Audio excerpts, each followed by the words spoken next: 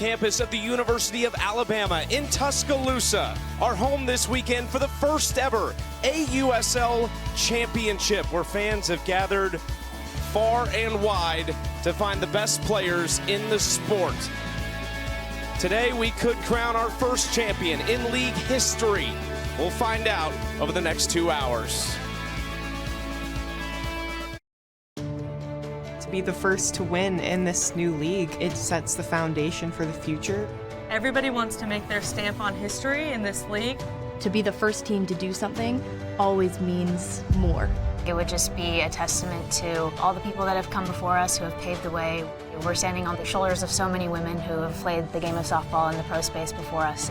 Every single thing that happens this year is just so monumental for our sport, and I think that's going to carry a lot of tradition and a lot of impact for future generations that are a part of this league. The stage is set on a beautiful day 2 in Tuscaloosa. Welcome to the Athletes Unlimited Softball League Championship, presented by Sephora. Day 2 has already seen one game come to a conclusion. Game 1 suspended from yesterday. We finished that up at 10 a.m. this morning. The Talons taking that first game over the Bandits. That sets up an opportunity for them to become the first ever AUSL champions as early as today.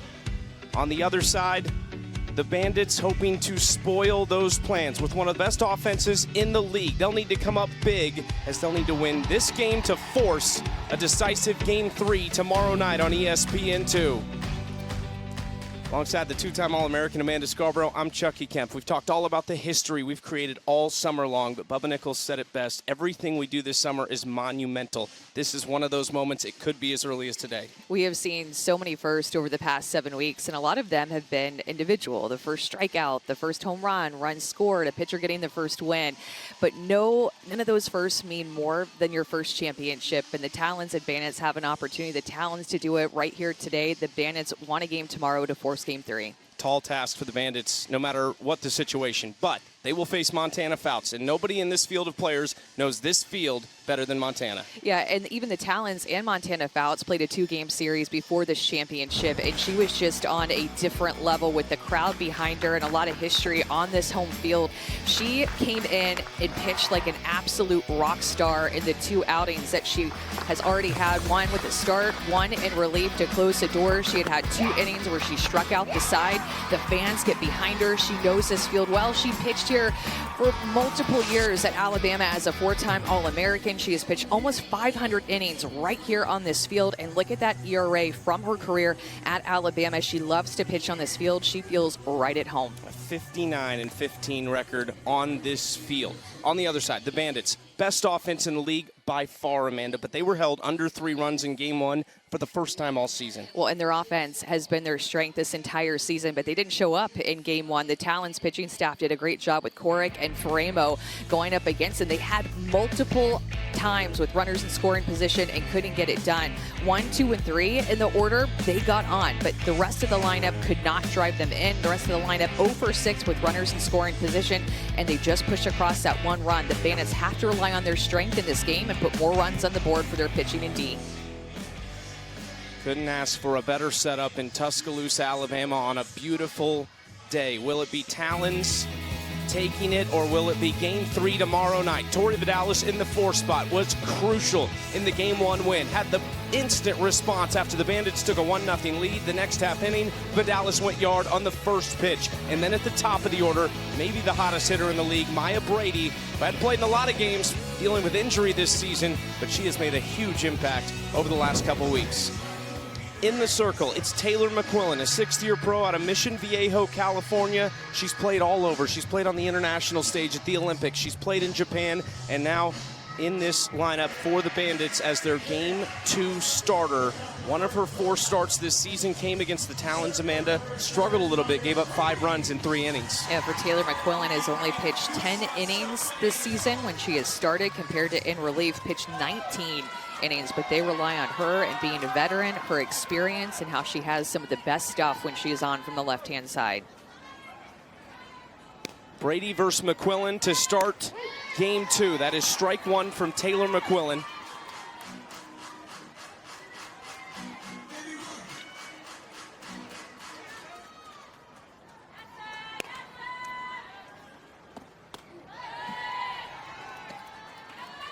Talons, we talked a lot about the Bandits offense needing to respond, but the Talons offense is probably feeling the same way. They scored 3 runs, only had 3 hits though. And a lot of that came from free passes, 4 walks, 2 hit by pitches.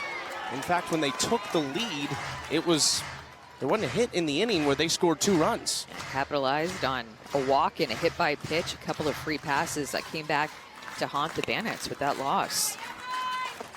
1-2, got Brady.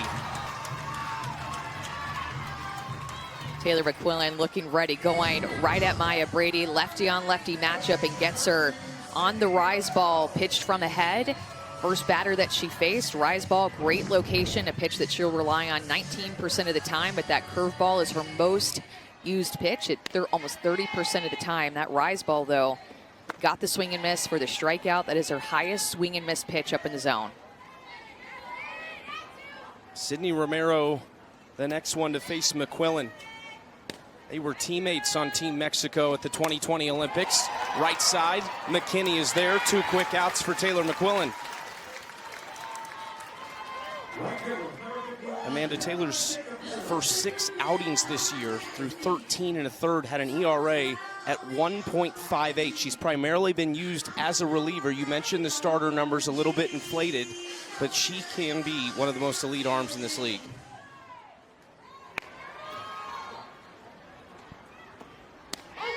Dropping in a changeup there too. It's a great pitch for her. She has incredible spin and movement on her pitches from the left-hand side, and then her ability to use that changeup makes her very unique as a lefty.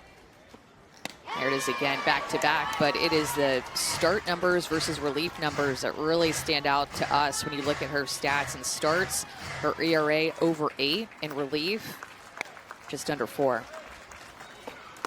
What a start for McQuillan. 1, 2, 3 with 2 strikeouts. When you're on, and Taylor McQuillan is stepping up in this moment, ready for the moment. Starting in Game 2 of the AUSL Championship, 3 up, 3 down with 2 Ks for the vet.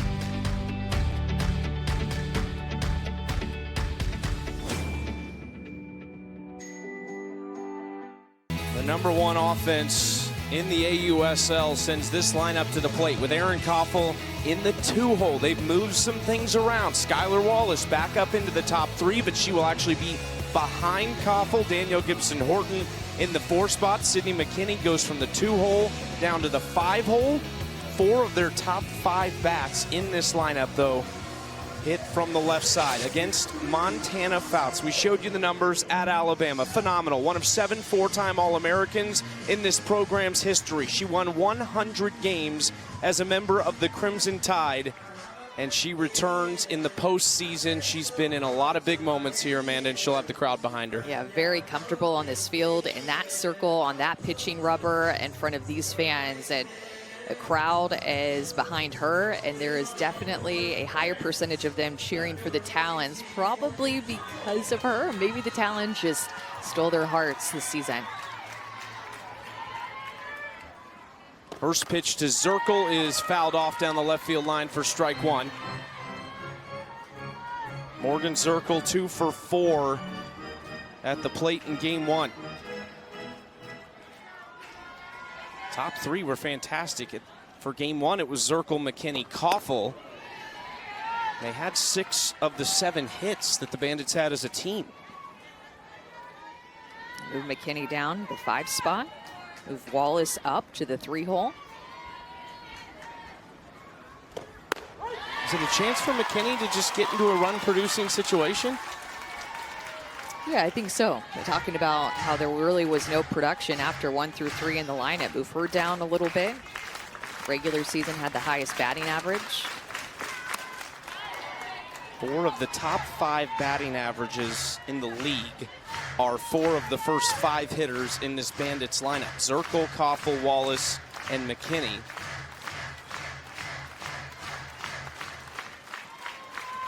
Fouts has Zerkle down 1-2. Line drive to Flippin. Defensive Player of the Year makes the catch. 1 out. Montana Fouts is going to rely on her curveball the most. When you're talking about what does she throw these days as a pro, she still throws with great velocity at almost 70 miles an hour. Curveball, pitch that she throws the most, will go down the zone with her drop, but can also go up in the zone just as much with her rise ball, a pitch that batters chase 59% of the time out of the zone. High-level matchup here as well with Erin Coffel, the offensive or the hitter of the year and the MVP of the league.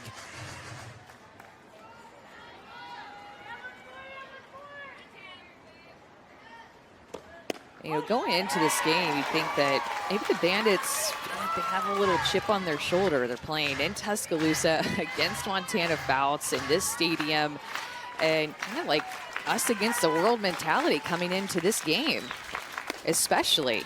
I mean, already we had a very Talons favored crowd last night, and we had to finish game one earlier this morning today because of weather issues. They are on the Talons side, and the Bandits need to rally together and fight against with a chip on their shoulder. 2-2, and that's certainly how Taylor McQuillan started this game, and we were kind of looking at each other in the break like, oh man, she's fired up, ready to go.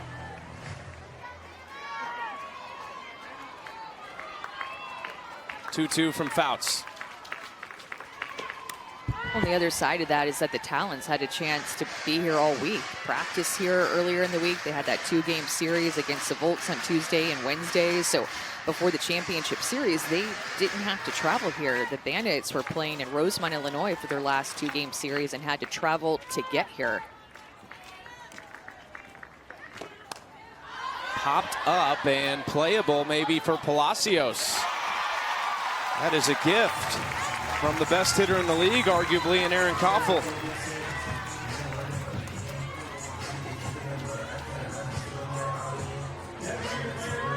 Here is Skylar Wallace, former teammates facing off here. Wallace started her college career at Alabama, where her and Montana Fouts crossed paths before Wallace went on to become the superstar we really know at Florida. They had her in the 6-hole in game one. She was injured in the second to last regular season game of the season earlier this week, so her status was in question. She did not play in the regular season finale, but is fighting through it to be a part of this AUSL Championship. It does have a home run off of Montana earlier this year on a curveball that ended up just right over the heart of the plate.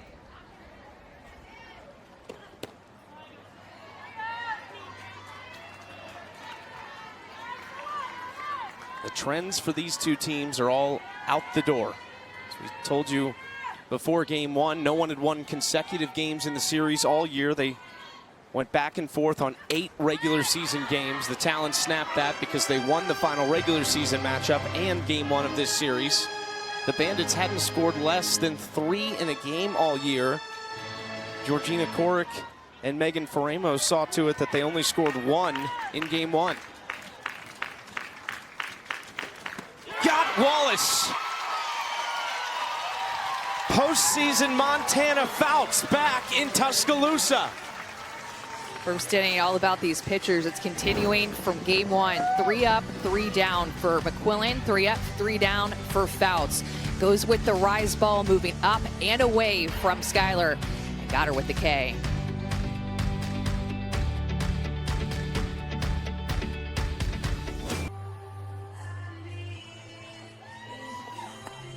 Nothing after 1 inning in Tuscaloosa. Game 2. Talons looking to close it out right here. Tori Vidales will lead off the inning. She was a big part of this in game 1. After the Bandits took a 1-0 lead, Tori came up in the bottom of the inning. First pitch from Lexi Kilfoyle sent it over the right center field wall. Her first home run since her first at bat of the season.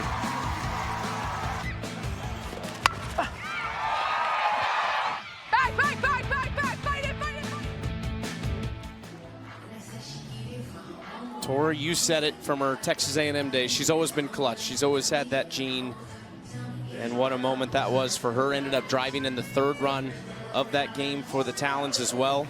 And had a great day at the plate. 1 for 1, 2 RBIs, a walk, that sacrifice fly, and that solo home run immediately to answer back. gosh, and you look back at that moment and just. So she's proven she likes leading off innings, something she probably doesn't, probably not been the leadoff hitter a lot in her day, typically in that 3-4 spot, but here she is in another leadoff opportunity against one of her former teammates in Taylor McQuillan. Vidales out to center, Bubba Nickles-Ca there.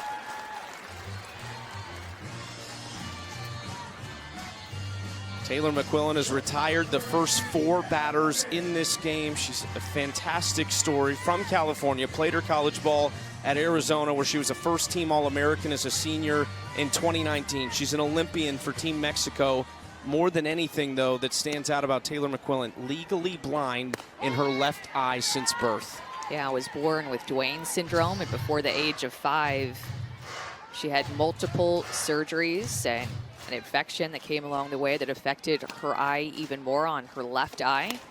So the level that she pitches at, being blind in her left eye, that affecting her deception and just the depth perception, I should say, with her catcher, and being able to see her spin, velocity, and being able to affect the right side of the infield because that's on her left side. So has some difficulty being able to navigate that side and picking up defensive players next to her, but still the level that she is able to pitch at is incredible.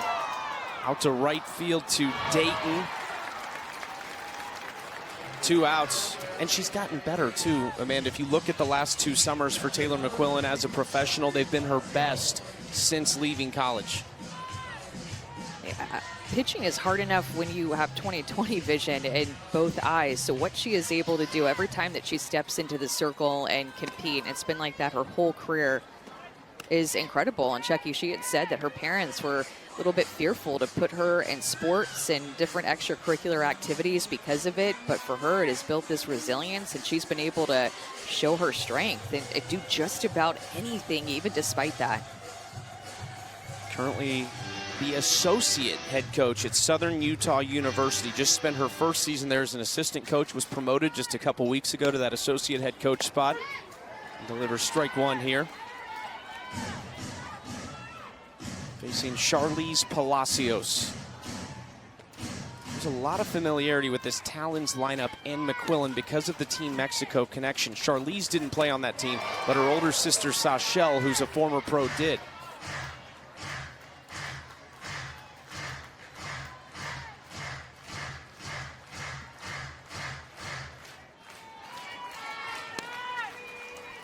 One, 2. Got her looking. 6 up, 6 down for Taylor McQuillan and 3 strikeouts. My goodness. Taylor McQuillan is here for this start. 3 up, 3 down, 2 innings in a row, and she has 3 strikeouts. Low rise on the outside corner, has a little backdoor movement to it, freezes Palacios. She's on a roll.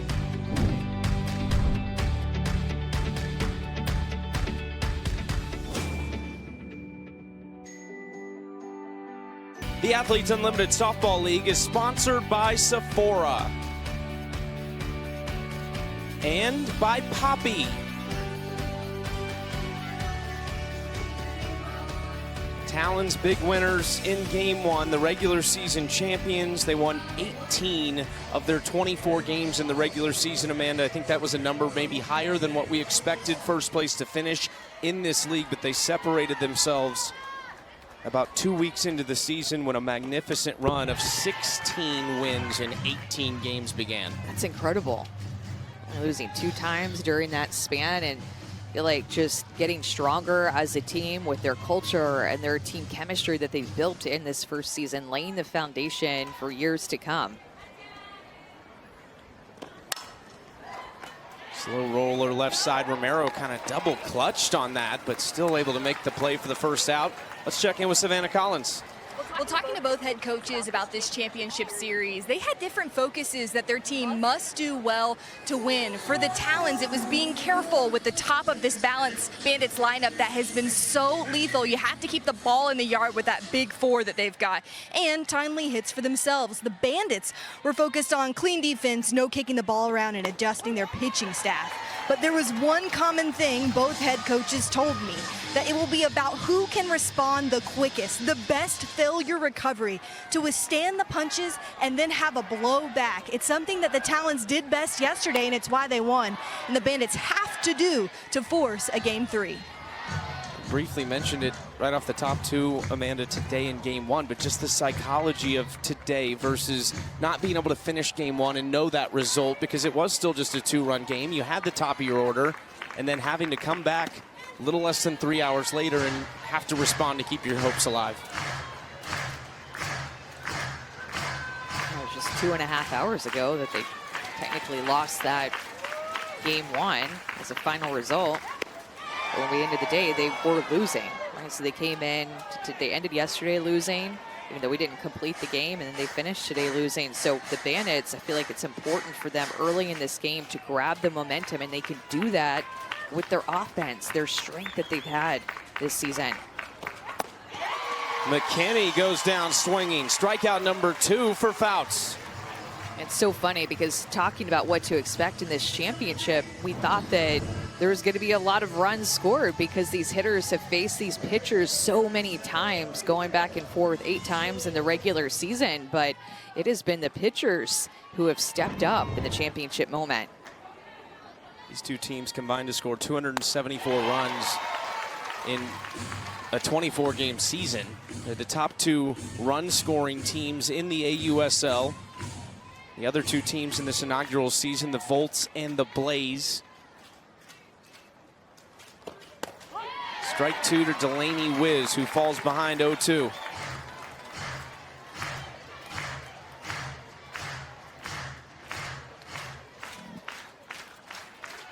Fouts looking to match McQuillan pitch for pitch.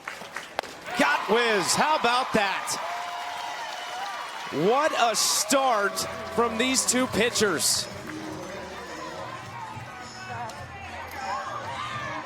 Well, if you are a Rise Ball fan, this is a pitching matchup for you. We have had 6 strikeouts between both pitchers, 3 apiece.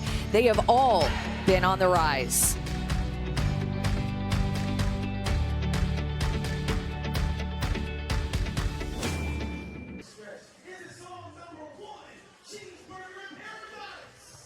No runs in the first 2 innings here in Tuscaloosa of Game 2 of the AUSL Championship between the Talons and the Bandits.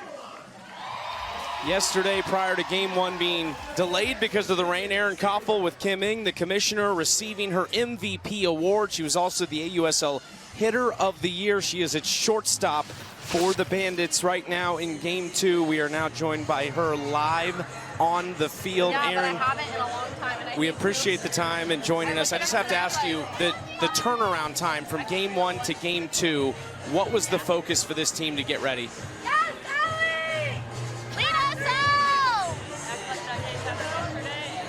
Start fresh today. So I think that's what we've done so far, and our BP was just like that. So I think, obviously the pitchers are off to a good start right now. I love seeing Kay absolutely killing it right now.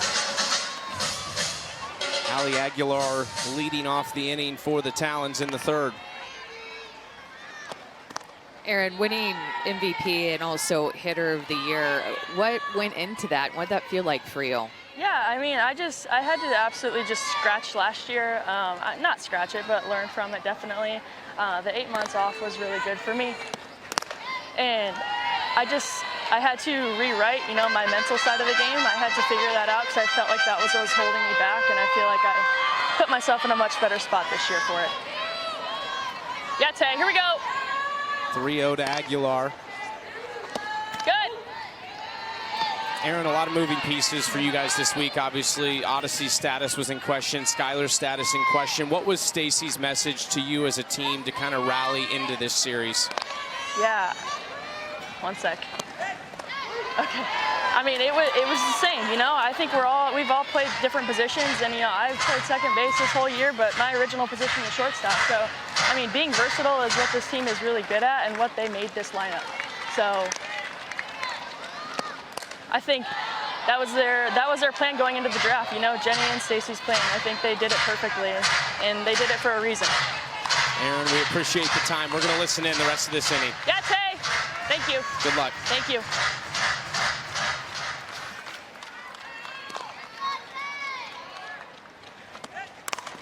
Ground ball right side gets through for Aguilar to start the third. Right.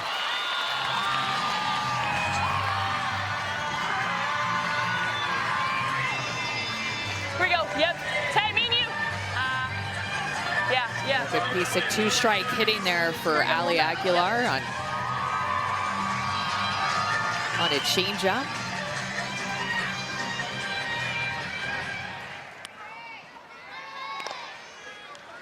Now here's Bree Ellis. See Takes ya. ball I one see low. You. Yeah, Tay. Yep. Here we go. Ellis just had one at bat in game one. It was a pinch hit for Savannah Jaquish. That DP role has kind of been fluctuating for the Talons. And this is a similar result, a pop-up on the infield. Tay, atta girl. Yes, good comeback. One. Ali Aguilar singled the first runner to reach base against either pitcher in this game so far. Similar feel to the way game one started, through the first 3 innings being scoreless. Obviously not quite to that point yet.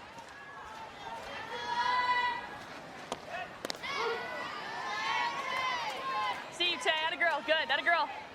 Let's do it. Strike Here we one go. to Sierra Sacco.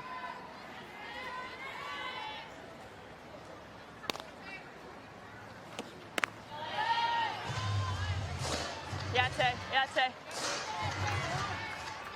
Erin Coffel mic'd up live in the field at shortstop. Has played second base primarily for the Bandits this season due to the injury to Wallace. I see you. And Wallace just DPing this weekend so far. She's moved over to shortstop, which she said very comfortable with. Got you. You have an asset in Erin Coffel who you could put just about anywhere on the infield. I'm sure Skylar Wallace is just dying not being out there at shortstop with Erin Coffel next to her at second base, but we were both happy to see her even in the offensive lineup as the DP to start the championship, just clearly battling through an injury, but still finding a way to contribute.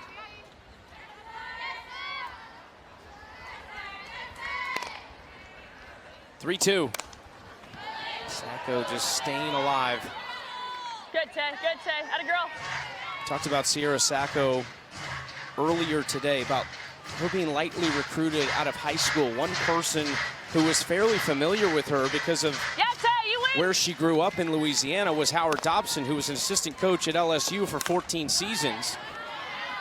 So at least familiar with Sacco in some way. Obviously watched her then in her college days at Louisiana Tech and then Mississippi State. She has been a key piece for them this season. And a lot of center field prior to the return of Maya Brady.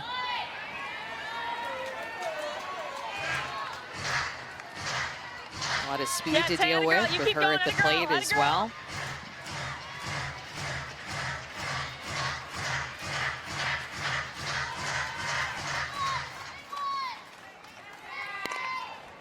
Three-two from McQuillan. Sacco draws a walk. Great at bat. We were talking about how all 6 of the strikeouts in this game have been with a rise ball, and what an adjustment by Sacco, the rookie from the 9-hole, to learn from the other at-bats and take that pitch up in a full count to draw the walk. That is a big-time at-bat, big-time take to turn over the order. The top of the order comes up with 2 on and less than 2 outs. Maya Brady with a big swing through that first pitch for strike one. Reached twice in game one on hit by pitches and struck out her other 2 at-bats. Struck out her first at-bat of game 2. This is when the Talons started to come on strong too. They had some quicker at-bats in yesterday's game, or in game 1, I should say, that were quick outs for the pitcher. And then in that 3rd inning, they started to see some more pitches and make the starter and Lexi Kilfoyle work. And you're already seeing the same thing here. Quick outs the first 2 innings, where Taylor McQuillan had a 9-pitch first inning, an 11-pitch second inning, and already Aguilar with a 6-pitch AB, Sacco with the 9-pitch AB to make her work harder this inning. Is that personnel? Is it approach? What goes into that? Yeah, talking about communication in the dugout, the other hitters who have already gone up, just communicating what they saw, what they would have done differently, communicating the dugout what to look for, what she likes to go to. Brady trying to sit on that off speed. Zerkle long run! Morgan Zerkle sliding for out number 2.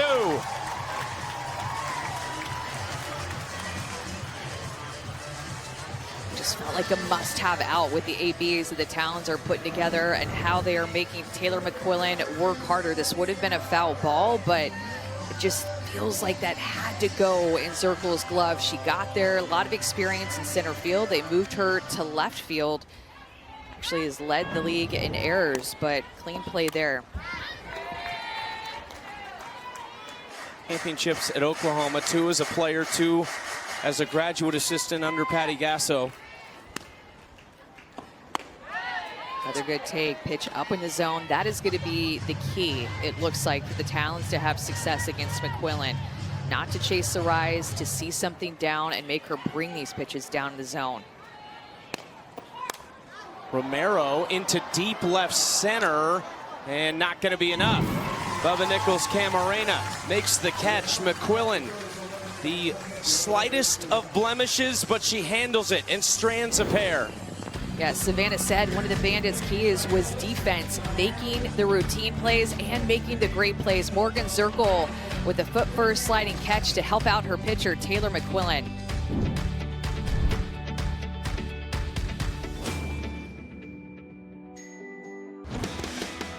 Yesterday, Georgina Koric got the start and the first ever AUSL Championship game win by going 6 innings, gave up 7 hits, but only 1 run. Pitch an absolute gem, a quality start for Koric yesterday in the Talons win.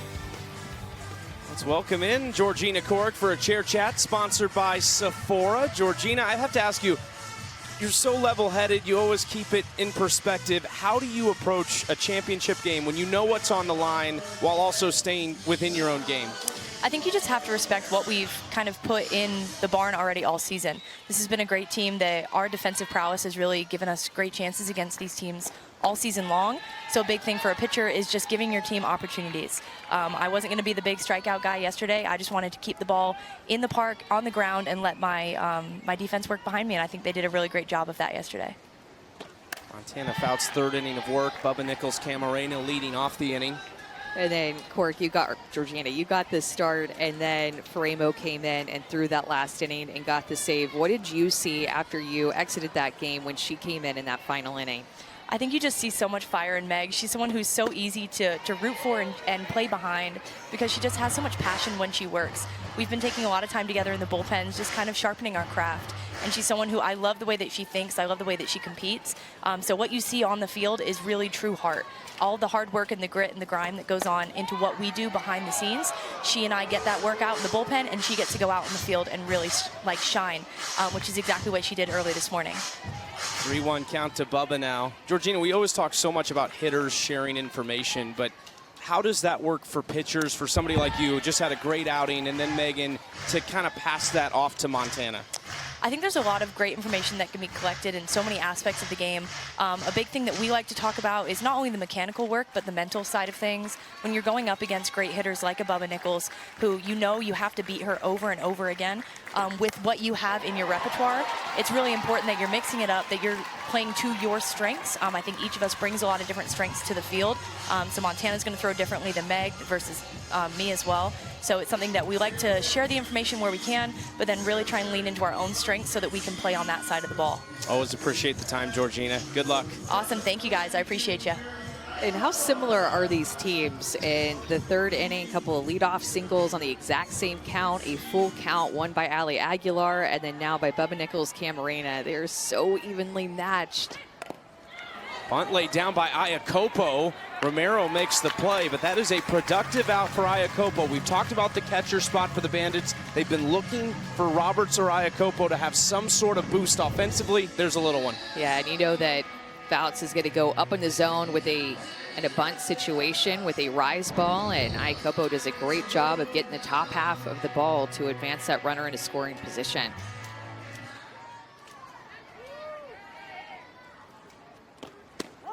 Ella Dayton takes strike one against Fouts.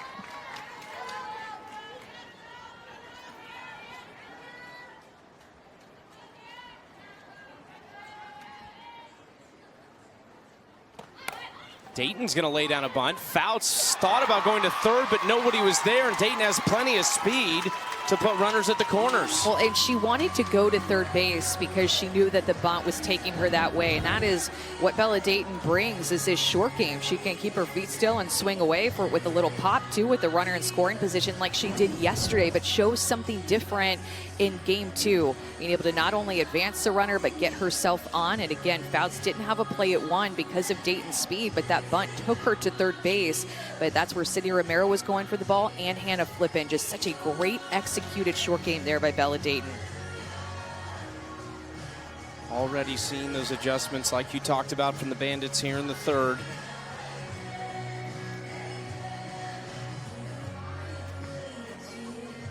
Bandits get so much better as they go through offensively, but Montana Fouts' numbers drastically increase when you look at an opponent batting average her second time through the order. We just turned it over for Zerkle for the second time. Something's got to give. Montana Fouts in Tuscaloosa, or this Bandits offense and what they can do the second time through. Morgan Zerkle specifically is hitting .542 with runners in scoring position this year. She is the league's home run leader in the regular season. She hit 9. Ground ball to Flippin, looks the runner back, and man, is that a big out, number 2.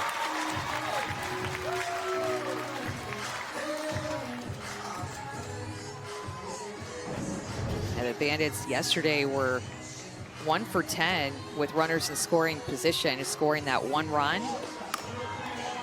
Nice play by Defensive Player of the Year over there at shortstop. Hannah Flippin. This Talons defense has the best defense in the league. First pitch strike to Erin Coffel, who in one of the numerous great matchups we had between these two teams in the regular season, with the score tied 4-4 in Wichita earlier this year, hit a grand slam that helped the Bandits to the win. Coffel falls behind 0-2 unwillingly on that check swing.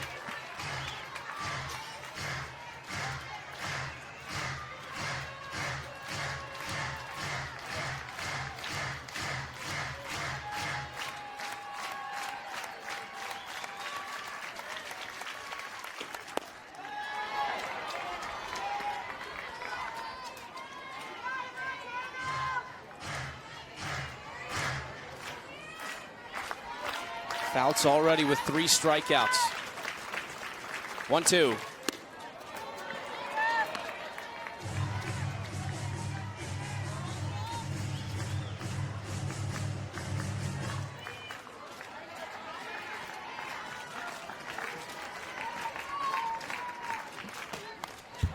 Ooh, straight back by Coffel. And Coffel has had some success off of Fouts this season. 2 for 4 with a triple, a walk, and a couple of RBIs. Coffel was retired for the first time in the series back in the first inning. She reached all 4 times she came to the plate in the game 1.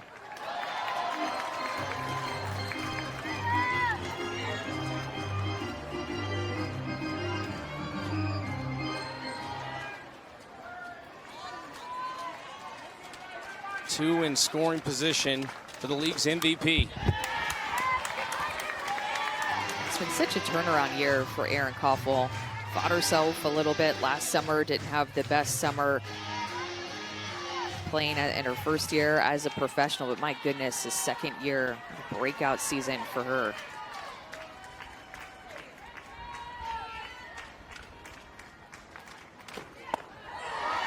And again, making the adjustment on the rise ball. Both teams in this third inning taking a lot more pitches up in the zone and making these pitchers throw more pitches and find different ways to get them out. 3-2. Popped up. Palacios under it. Romero coming in, and it's dropped. There was late miscommunication, and Coffel has new life.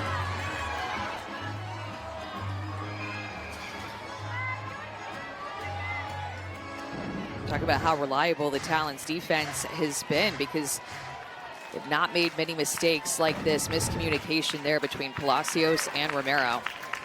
Can Fouts erase it? Coffel walks and loads the bases for Skylar Wallace.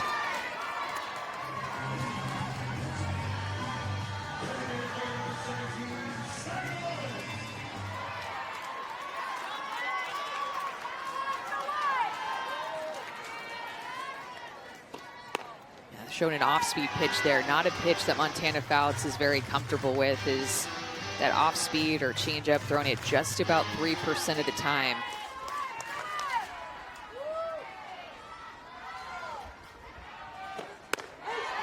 Strike one. Former teammates, two of the biggest names in the sport as they finish their college seasons.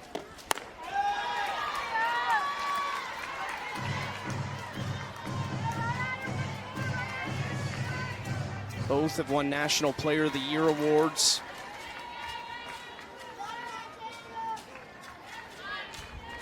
Fouts wants timeout.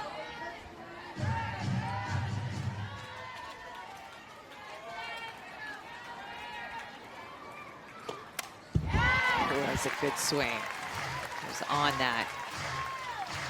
Skylar Wallace kind of maybe walking off a little bit. Remember, it's her right ankle she hurt earlier in the week in Rosemont, and you see maybe kind of rolling over that right ankle for that huge hack.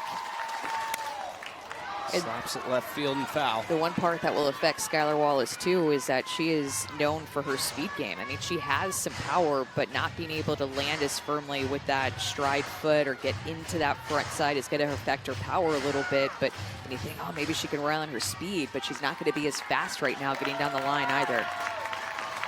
Bandits left 9 on base in game 1. Wallace, ground ball, flipping to second, and Fouts strands the bases loaded.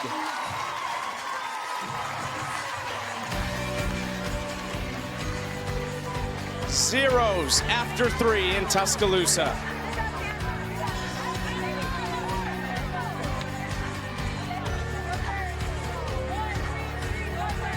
Win situation for the Bandits. They start the lefty and Taylor McQuillan, who has looked sharp through 3 innings. Found herself in a little bit of trouble in the second, but able to work out of it. 3 strikeouts so far from McQuillan. Her rise ball is doing great things up in the zone, being able to mix speeds very well with her changeup alongside it. McQuillan looking good through 3. She was the second pick from the Bandits. They went with their #1 overall selection in the AUSL draft, Lexi Kilfoyle, in game 1. McQuillan gets the ball in game 2.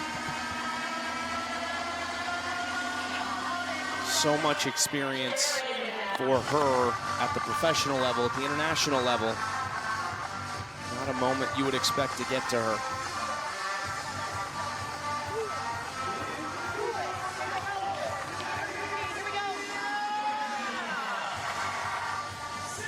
Packed house at Rhoads Stadium. Alongside Amanda Scarborough and Savannah Collins, I'm Chucky Kemp. We appreciate you joining us. This is game 2. Bandits win, and we are back tomorrow night for game 3 on ESPN2. Talons win, and they're the first ever AUSL champions as Jacobsen fouls that off out in front.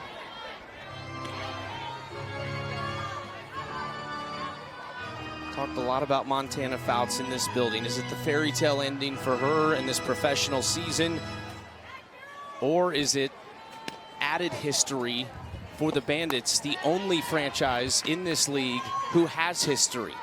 That name reborn from the National Pro Fast Pitch days when they were the Chicago Bandits, legends of the game that played for them. Jenny Finch, Monica Abbott, names you could list for days. This is the one franchise, though, and Stacey Newman-Denise has been part of that. She won an NPF championship with the Bandits as their head coach when they were in the NPF. The one franchise, though, that has history before this year. So many of these women who are involved in the AUSL, whether it be Stacey Newman, Denise, Kat Osterman, the GM for the Volts, Lisa Fernandez, the GM for the Talons. I mean, so much history in this sport. Scooped up by Wiz, 1 out. Wanted to see this league do bigger and better things than what they themselves were a part of whenever they were a player, and in Stacey's position, a coach back in the days.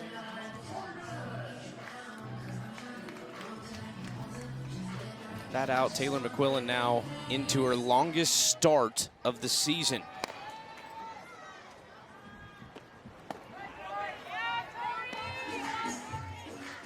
Here is Tori Vidales.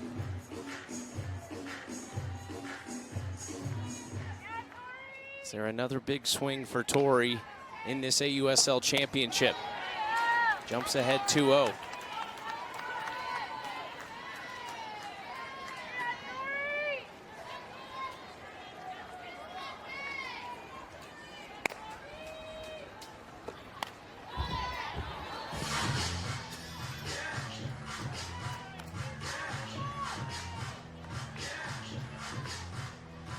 Tori's mom and dad, Rhonda and Johnny, in the stands looking on. We saw them earlier this season as well, so they've followed her as much as they can this summer. Yeah, through and through. Travel ball days and college days at A&M, international days, they are always along for the ride.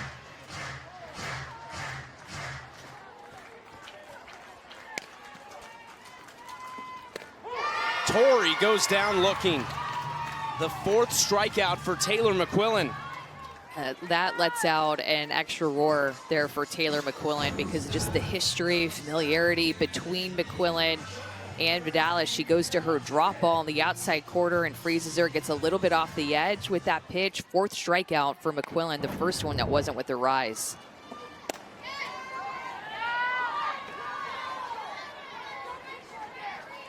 Looking for 4 scoreless.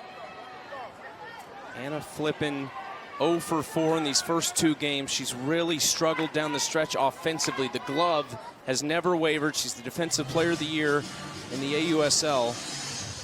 But we were talking Hannah Flippin for maybe MVP in the first 2-3 weeks of the season.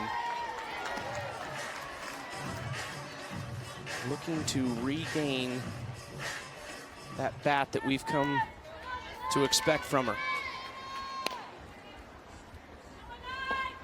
Back to McQuillan, and handles it. A 1-2-3-4 for Taylor McQuillan. She's retired the side in order 3 of the 4 innings.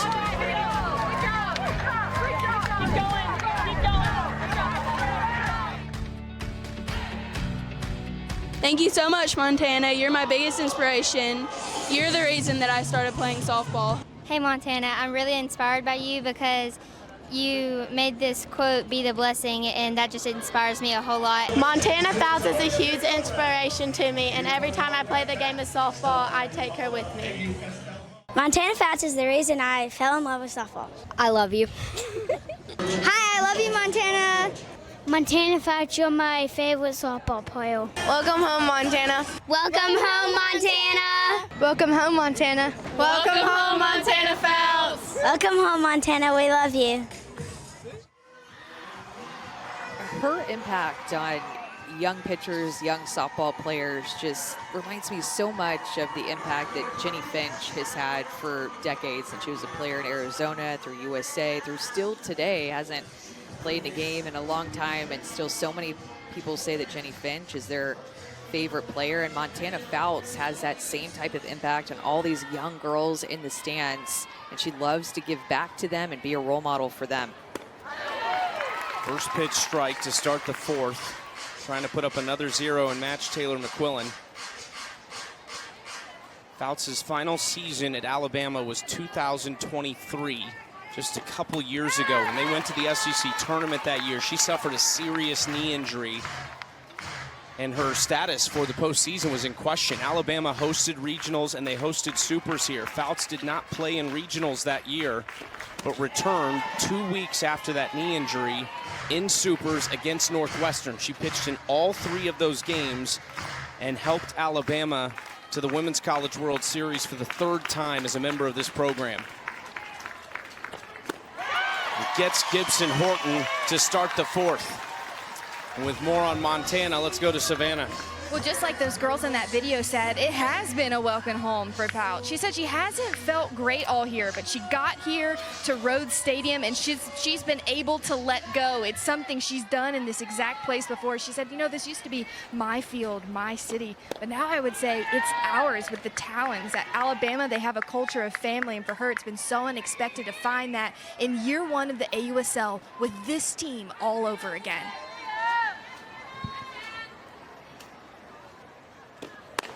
Big swing from McKinney for strike one. Well, and all that to say, it has just made things that much tougher for the Bandits in this series. I mean, everything that you just mentioned, Montana feeling more at home, the Talons feeling more at home. I mean, the Bandits, they're not blind to that. They feel that too. And so I think that they wanted probably to get on her early in the game, not let this crowd and her settle into this field and getting behind her, and she's just thrown 3 scoreless innings so far.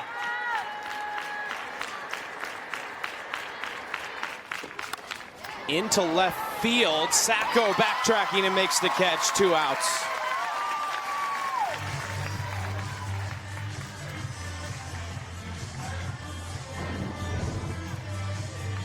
Swing by McKinney, gets on playing with the pitch more up in the zone, but Sacco able to track it down. Got some of it, just not enough of it to drive it past her or through her. Delaney whiz with 2 outs. Only one time in Montana Fouts' Alabama career did the Crimson Tide not advance in a postseason event held here in Tuscaloosa. She's such a quiet competitor. You know, she's very humble, doesn't like to talk about herself. But the fans know what to expect about her. 0-2, Wiz pops it up on the infield. Aguilar taking control. 1-2-3 for Montana Fouts. What a duel we've got going. McQuillan and Fouts in Tuscaloosa, scoreless through 4.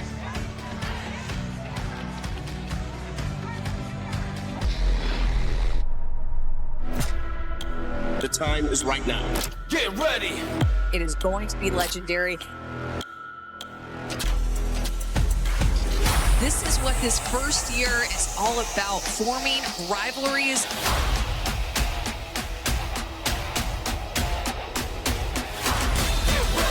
Bandits, Talons.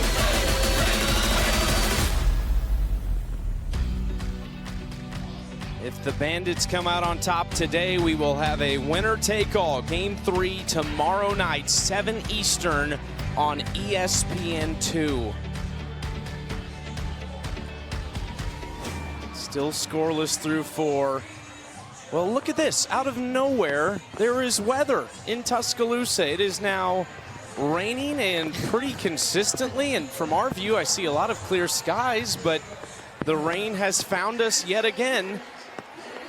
And as has a new pitcher, Lexi Kilfoyle, who was the Game 1 starter, the former Big 12 Player of the Year, Pitcher of the Year from Oklahoma State, also started her career here as a teammate of Montana Fouts.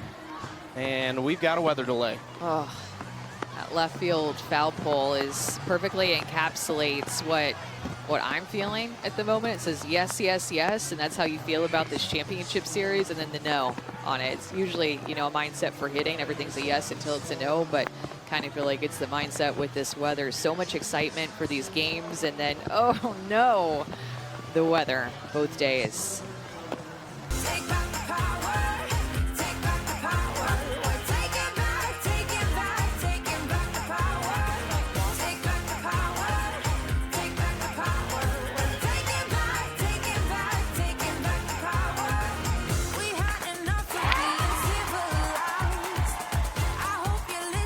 We are back in Tuscaloosa, and we found ways to have fun during this weather delay that lasted about an hour and 25 minutes. We will resume play in Game 2 of the AUSL Championship in the top of the 5th inning, scoreless between the Talons and the Bandits. Talons hoping to win it all today. Bandits hoping to force Game 3 tomorrow. A lot of that will happened potentially because of Taylor McQuillan's outing. Yeah, Taylor McQuillan starting the pitcher's duel for the Bandits, and Montana Fouts starting it for the Talons. My goodness, these two pitchers have been so good through 4 innings combined, only giving up 3 hits. One from the left side and one from the right side. Montana Fouts pitching back in Tuscaloosa at Rhoads Stadium in front of a ton of fans. This entire week here, she has been a rock star. In this start in championship game number 2 of a 3-game series, she has been on. Combined numbers are staggering. McQuillan only the 1 hit allowed, the 1 walk. They have both struck out 4, as you mentioned. Unbelievable performance from these two pitchers. For Taylor McQuillan, her day comes to a close after getting off to that great start through 4 shutout innings. It will be a former Alabama player who started her career here and played 3 seasons alongside Montana Fouts, Lexi Kilfoyle. Finished her career with 2 years at Oklahoma State. She was the Big 12 Pitcher of the Year and a first-team All-American in 2024. She started Game 1, Amanda, went 4 innings, gave up 3 hits, and just the 1 run off the bat of Tori Vidales. This is a decision that was already made before the rain delays. So she had come out, had thrown some warm-up pitches, and that's when the rain had started. We ultimately had that about hour-and-a-half delay. We've seen her a lot. The Bandits have relied on her in a lot of different ways to start games and pitch in relief, especially in the second half of the season. Lexi Kilfoyle pitched a lot for this Bandit staff in relief. Well, let's check in with the 3rd member of our team, Savannah Collins. But while we took a break, I'll give you a little look into what the teams were doing. The Talons were just focused on cooling off. That team was just trying to get their temperature down, but I did talk to head coach Howard Dobson, and he said that we're going to let Montana get back in this game, see how she looks and feels after sitting for a little while there. And then the Bandits, they played a little bit of Wordle, some Connect, and then Coach Stacey Newman-Denise loved that Daniel Gibson Horton brought in her little boy Whitley into the locker room, so they spent some time playing with him. Where she goes, he goes. She's a coach on the Arkansas coaching staff, and you can just see that she truly brings him along for the ride. He has a full team of aunts at Arkansas and here on the Bandits, so just a little guy always around with this squad. But that's what they did during this break. The Bandits had a chance to eat, and then Coach said we're going with Lexi Kilfoyle back in the circle. No change of plan there for them. Here we are back in Tuscaloosa. The fans stuck it out after an hour and 25-minute rain delay. Kilfoyle's first pitch is fouled down the right field line for strike 1, facing Charlize Palacios. You mentioned, though, Kilfoyle's role. It's changed a little bit in the second half, and Stacey Newman-Denise told us a couple of weeks ago she wanted to see how these pitchers worked in different settings. For Kilfoyle, she's been even better as a reliever with a 1.31 ERA. Such an interesting, field for her to step back onto. We saw her pitch yesterday, of course, but started her collegiate career at Alabama and then transferred to Oklahoma State.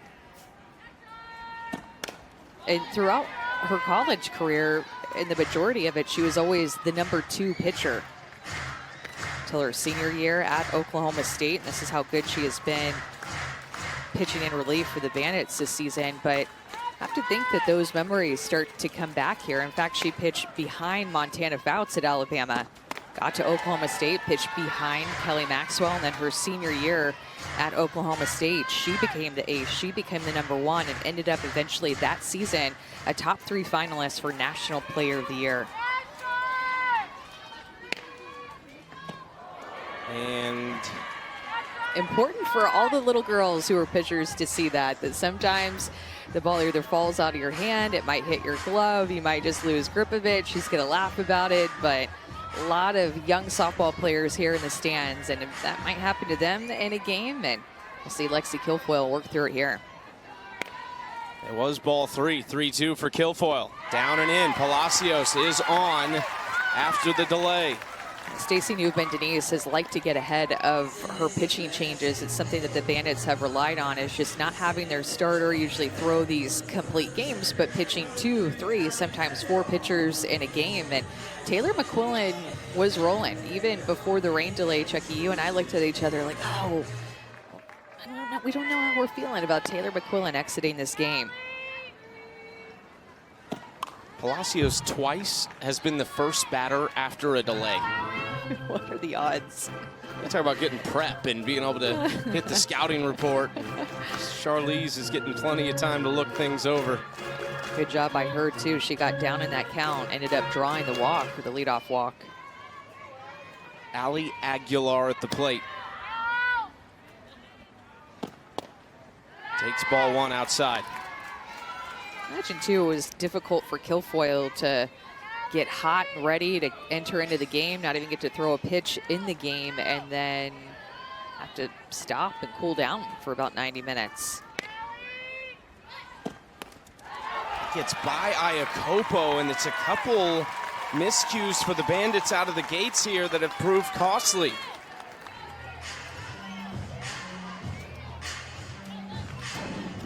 A drop ball that just gets through the wickets of Iakopo.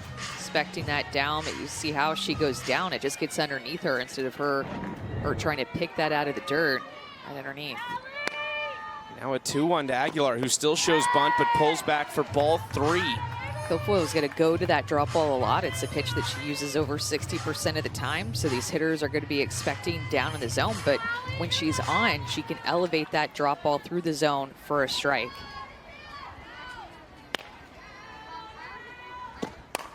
Ground ball left side to Coffel at short. Nice quick throw for out number 1. Well, and that's a big out right there because Allie Aguilar just helped out Lexi Kilfoyle chase that drop ball out of the zone. And from being in a circle and feeling we were struggling with command a little bit, that swing to help out Kilfoyle could give her major momentum after that leadoff walk. Now Kilfoyle against Bree Ellis, who's 0 for 3 in this championship. 0 for 2, I should say. Pinch hit last night and popped up in her first at bat today.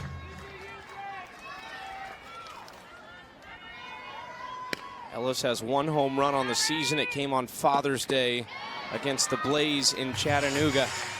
Another chase out of the zone. It's what these Talons have done so well this season, and what they've done in this championship is not chase. They're so good at recognizing the strike zone and the scouting report for their pitcher they're up against.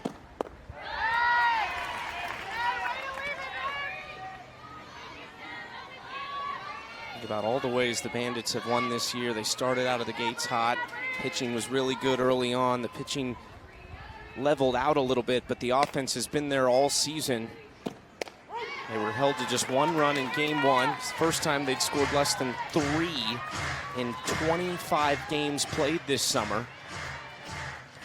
And now having to find a way in game 2 of the championship to keep this alive.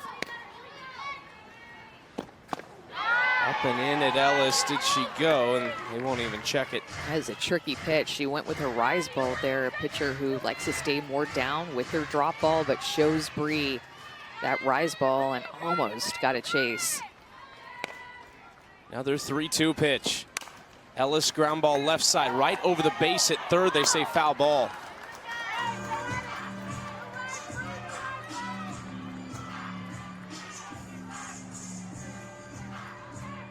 Bandits started this season with the first ever win in AUSL history. They started 9-2 and looked like the team to beat. Looked like they might run away with it in the standings, but faltered just a little bit toward the end of the first half and finished the season 6-7 in their last 13 games. Kilfoyle with a big strikeout and out number 2. It's going to be her off-speed curveball here that she'll throw. Kilfoyle will throw 3 different speeds. Her drop ball is her fastest. Her off-speed curveball is kind of an in-between speed, and then she'll also mix in her changeup. Neither team has a 2-out hit in game 2 of this series. They're combined 0 for 8 with 2 outs.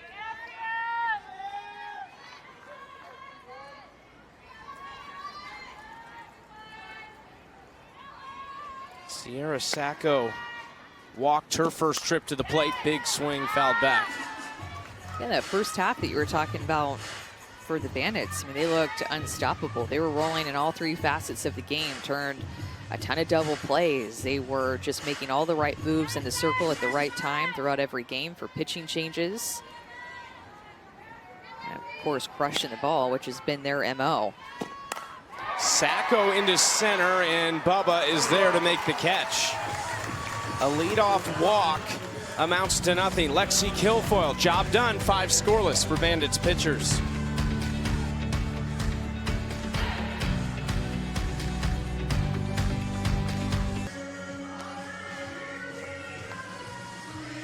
Zeros going to the bottom of the 5th in Tuscaloosa. Just 3 combined hits for these two teams. Montana Fouts stays in the game after 4 scoreless earlier today. And just the 2 hits allowed, she has struck out 4. So we talked about Kilfoyle warming up, getting ready, never threw a pitch. Fouts has thrown 4 innings, but she had to re-warm up as well. And she is back in the circle. Yeah, we were wondering if the Talons would choose to go to Megan Faremo, Georgina Korick, maybe get Raylan Chafin. Got options in that Talons dugout, but wanted to see how Montana Fouts felt when she warmed up. And here she is. She has just been on a roll, only giving up 2 hits to the best offense in the league. A lot of her fans in attendance today. As she gets set to face 7, 8, 9 in this Bandits order. Starts with Bubba Nickles-Ca.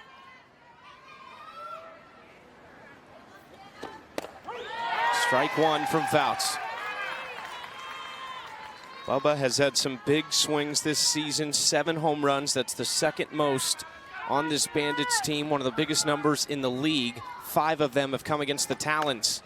Bubba pops this one up on the infield. Aguilar, 1 out.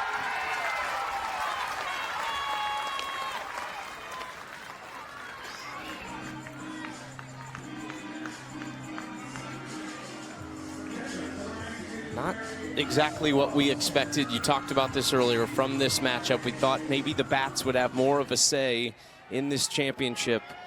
2 for 25 for the Talons, 3 for 24, or excuse me, 2 for 24 for the Bandits.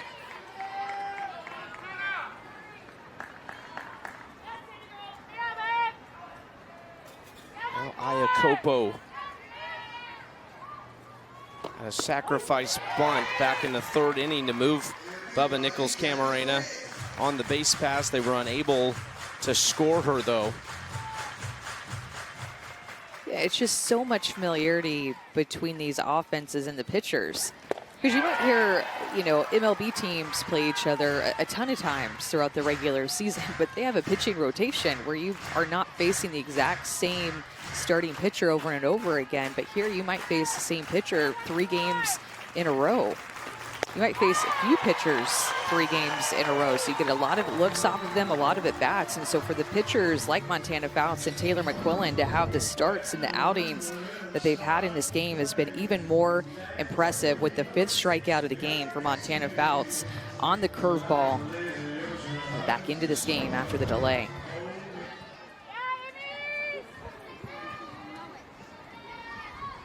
Nine-spot Bella Dayton trying to keep this inning going.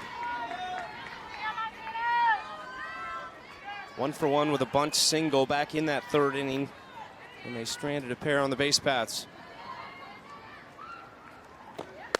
There's strike 1. Up in the outside corner with a backdoor curveball that she'll throw outside to these left-handed hitters. Can work 2 different movements with her screwball, a pitch that moves away from them, and a backdoor curve that moves back into them on the outside corner.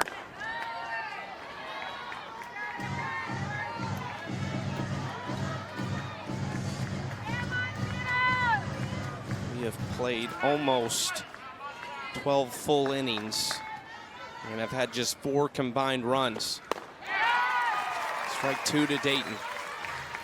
Talons sitting in the driver's seat. I would think, of course, the nerves, the anticipation, just thinking we might be 1 run away from winning the first championship, but Bandits trying not to lose this one, to extend their season, to have a chance tomorrow to win it. Just 2 different ways that you can look at it in a tight game like this. Late in the game, the Talons in the driver's seat. Bandits do not want to lose this one.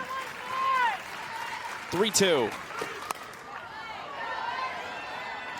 Bandits not uncomfortable in the uncomfortable, really. They felt like they were doubted a little bit at the beginning of the season. Maybe didn't feel like they got as much attention.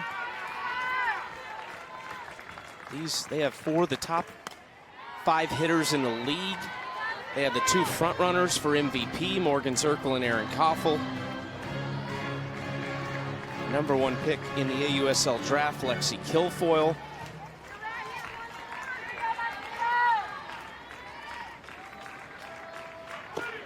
Three-2 misses. Dayton is on.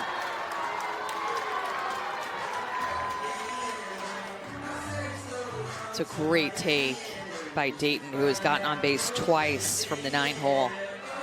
It's a rise ball in the outside corner that continued to go both up and out of the zone. Now you give Morgan Zerkle a chance to hit in this inning with the runner on. League's home run leader in the regular season with 9. Morgan Zerkle is from Milton, West Virginia, a 6th-year Athletes Unlimited pro. Played her college ball at Marshall, where she is now the head coach. And where in her entire college career, she just hit 13 home runs, and hitting 9 in the regular season for her. I mean, just having this surge of power this season as a candidate for MVP.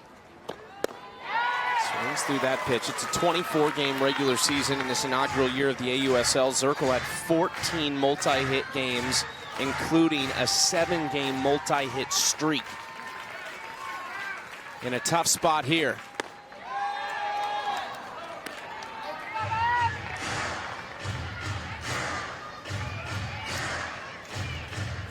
I know she would love to give Erin Coffel a chance. Go back to that backdoor curveball. Ground ball up the middle. Zerkle extends the inning. And that was it. Threw it a little bit more on the plate than she had, and Zerkle just being able to make an adjustment on that pitch. Montana Fouts has had a lot of success in this game against the lefties. But Zerkle being able to protect the plate, protect the outside corner, going down to get that pitch, not getting all of it, but getting enough of it to extend this inning. Here is Erin Coffel. Takes strike 1. How do you pitch to Coffel if you're Fouts right now? Very, very carefully. I'd go low and away with the curveball. That's where they've been working her a lot. But when they throw the curveball away, it has to be about a ball off the plate and at the knees. There's a backdoor curve there, trying to work her on the inner half.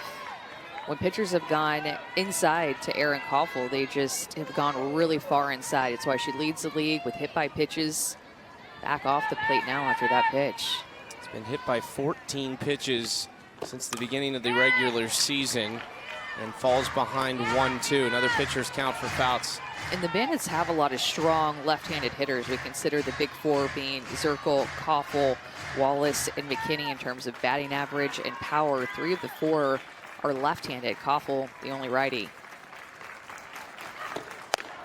Coffel lays off the rise. And hitting off of Montana, left-handed hitters hit about 130 points higher off of Fouts. At 311, the lefties do. Righties, only 181 against her.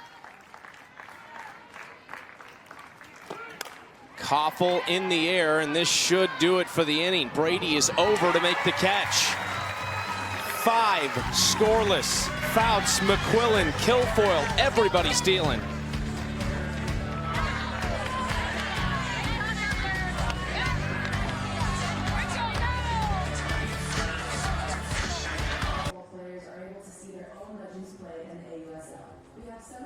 Zero going to the 6th inning as the Bandits look to extend this AUSL Championship. They'll need to win this game over the Talons to force Game 3 tomorrow night on ESPN2. Just 4 combined hits between these 2 powerhouse offenses. Let's check in with Savannah. Okay, I'm having a hard time holding this because it's freezing cold. This is something that Lexi Kilfoyle uses to cool down her hands in between innings. I noticed when we were in Omaha, she was holding this handful of ice. I said, Lexi, are you trying to cool your hands down? She said, yes, but I've got this device coming in the mail that's even better. This is freezing. She uses it to help lower her overall body temperature and keep her hands cool in between innings. Yeah, you've seen pitchers at the Women's College World Series have cooling mitts that they put their hand into. I've never seen a device quite like that, but I mean, it is warm here, Chucky. I don't have experience using any of those tools because I feel like there's somewhat like a newer tool that pitchers can use, but it has been warm. We're playing these games in the middle of the day, yesterday and today. It is just so humid here. Kilfoyle starts this 6th inning against the top of the order for the Talons and Maya Brady, who's 0 for 2 and still looking for her first hit in this AUSL Championship.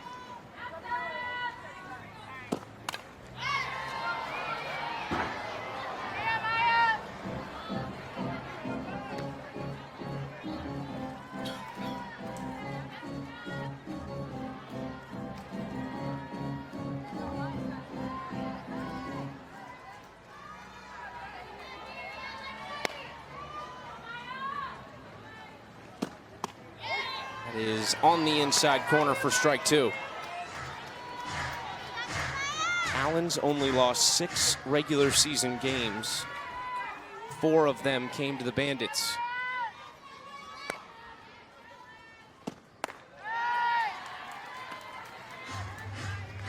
They were a combined 14-2 against the other 2 teams, the Blaze and the Volts, 7-1 against each.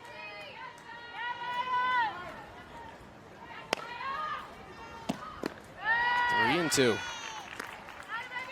Same thing happened when Kilfoyle entered the game in the 5th inning. She got ahead 1-2 and then ended up falling behind to a full count after 3 straight balls. Walked Palacios. Brady takes strike 3. This is that more up in the zone drop ball that Kilfoyle will throw and has such great command of and can freeze a hitter because you're just not expecting a drop ball to be that high in the zone at about 65, 67 miles an hour. Kilfoyle freezes Brady. And Romero with that first pitch strike.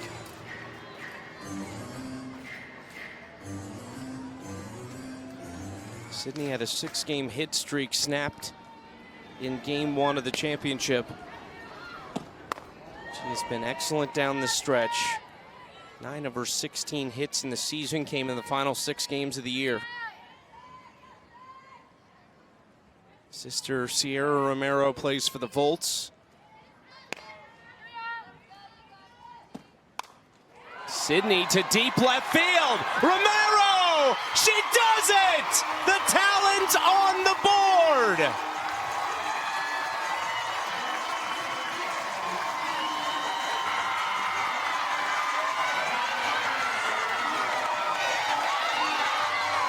Another clutch swing for Sydney Romero.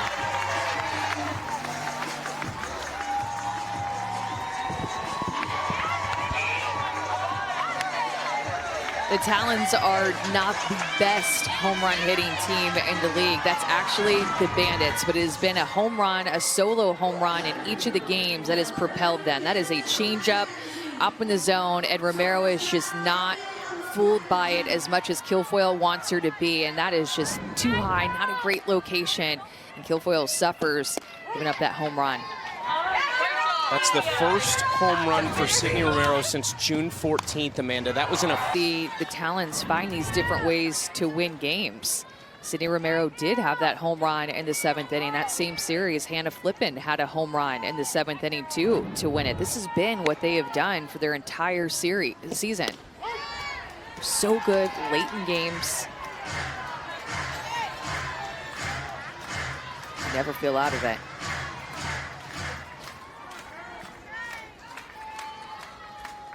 Caroline Jacobsen trying to follow suit. Down in the count 1-2, staying alive.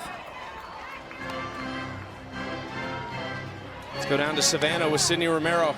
Okay, Sydney, I just heard you talking to your teammates about visualizing during the rain delay, and it carried into that at bat. You need everybody just be quiet for a second. We were on the team room just waiting for the delay, and I needed to go just a second in the locker room, and I was literally visualizing. I'm like, what am I going to do when I'm up against Lexi? She's a great pitcher, got to make adjustments. I have to change my swing. And visualized, and it came to play. And Charlize over here was even bothering me, and I was like, Char, I need 5 minutes. but it was great. That 5 minutes paid off. Thanks, Sid. Yes, thanks. What a moment for Sydney Romero. Two-time national champion as a player at Oklahoma. Big 12 Player of the Year in her final season there for Patty Gasso. Here's Vidales, that's right at Zerkle in left. Finally, we have a run in game 2. It's the Talons up 1-0. And with the way that this game is going, this very well could be the swing and the run that wins the Talons a first ever AUSL Championship. Sydney Romero got the Talons on the board. The pressure's on the Bandits. And by row, Sydney Romero, the difference right now for the Talons, and they are 6 outs away from the first ever AUSL Championship.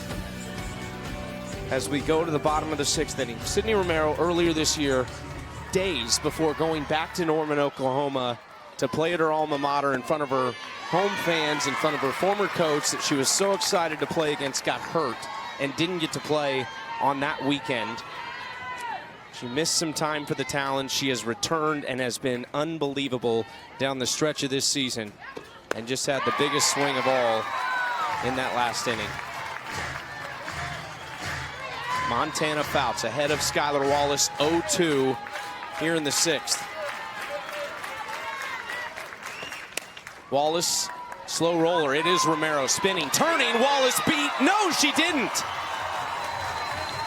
Not happy about the call. There is going to be a review. That is Wallace turning on the Jets with a hurt ankle. The Bandits are challenging the play at first base. The call on the field is out. That play is under further review. This will 100% down by mine get overturned here, and Skylar Wallace landing on the bag too with her left foot. Just trying to go as hard as she can.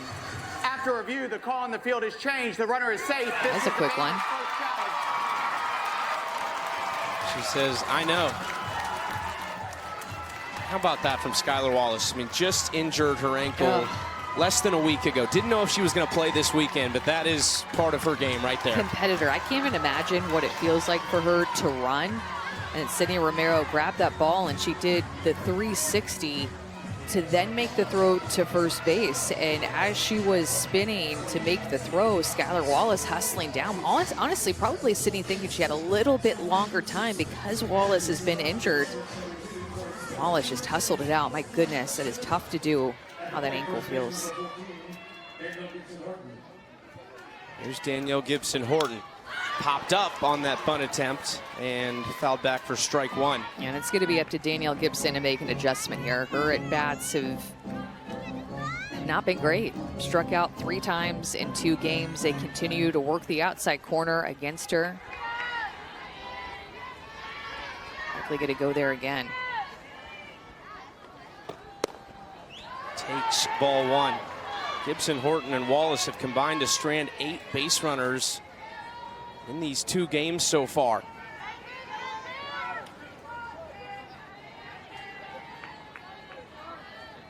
She tried again, she will. And that goes into foul territory, 1-2. And a part of the Bandits game, and this is one of the big things with Skylar Wallace not being able to run like normal and having to be pinch ran for, they run. They led the league in stolen bases. They stole 22 on 29 attempts. It has been an aggressive team. They have not attempted one in this championship series yet, and part of that may be Wallace not having some of those opportunities, but also Charlize Palacios behind the plate has caught 8 of 15 base runners this year.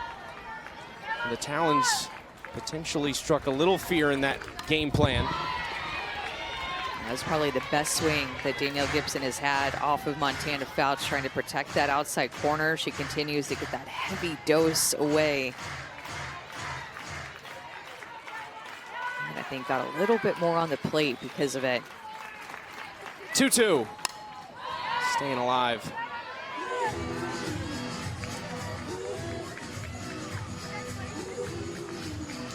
The Bandits look at their lowest total runs scored in any 2-game stretch during the regular season. It was 6. Right now they have scored just 1 run in 12 innings of softball in this championship.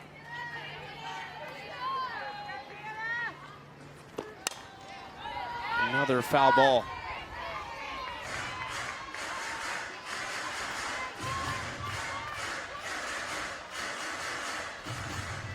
But 3 of the last 4 batters have reached safely.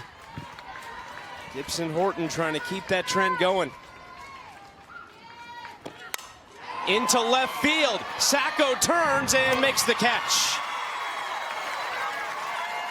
Allowed out number 1. This is a better at bat by Danielle Gibson. Put the ball in play but does not advance the runner. McMillan had to stay at first base. Sacco got a good read off the bat, goes back, and the humidity I feel like is holding some of these balls up in the air with how humid it is here. That is a big out after Gibson Horton battled against Fouts. First pitch swinging for Sydney McKinney, fouled off for strike 1. Zerkle, McKinney, Coffel in the order in the first game were 1, 2, 3. They had 6 of the 7 total hits for the Bandits, or 6 of the 8 total hits for the Bandits in game 1. This is to deep left field. Sacco again goes back and makes the catch. This time McMillan dives into second. Yeah, that one was a little bit deeper, and it was a ball that pulled Sacco more toward the left side of the field rather than left center field, and it gave McMillan just a little bit more confidence to take that extra 60 feet to advance.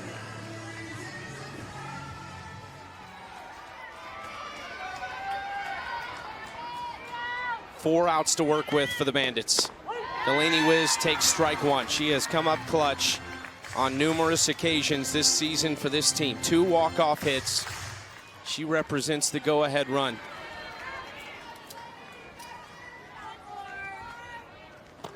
Montana has been so good in this game. Only 1 Bandits base runner has reached third base.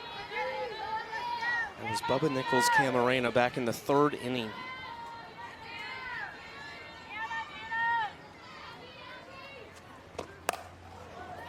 Foul ball for strike 2. You want to keep believing it. It just takes that one swing, that one at bat to get right back into this game. But the way that Fouts and Faremo and Corrick have pitched for the Talons, it's just been hard to execute and hard to advance runners and score against them.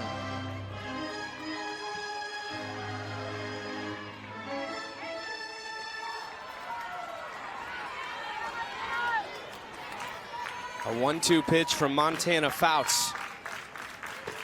Got her swinging. That matches a season high in strikeouts for Fouts.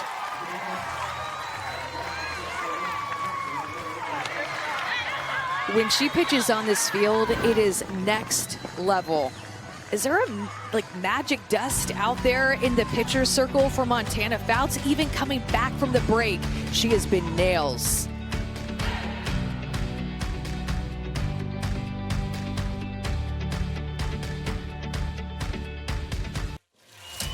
It all comes down to this. Game 2, a 1-0 game. Talons trying to close it out today in Tuscaloosa. One last chance for the Bandits in the 7th. A historic first season of the AUSL could come to a close today.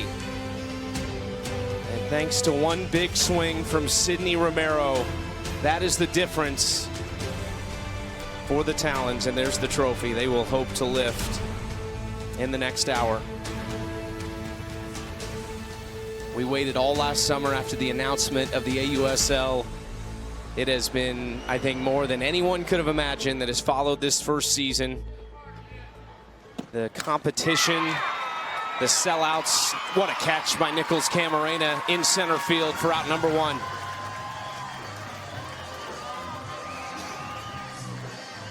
Hannah Flippin being aggressive early in the count, and Bubba Nickles-Ca getting a good read off the bat. Those line drives that go right at the center fielders or any outfielder, the most difficult to read. She got a great read, and that had topspin to it that was just falling.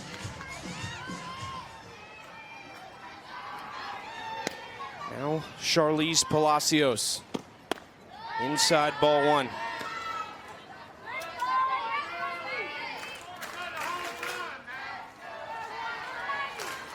Think back, Chucky, to the Talons season, and we mentioned Sydney Romero on hand, a flipping home run. That is through into left field for Palacios. And there have been so many times that a home run has won it for the Talons. So many times in a short 24-game season that it was one swing deep in the game that gave them enough to win it. Come back, tie it. I mean, this team just does not go away as Palacios crushes that ball down the line.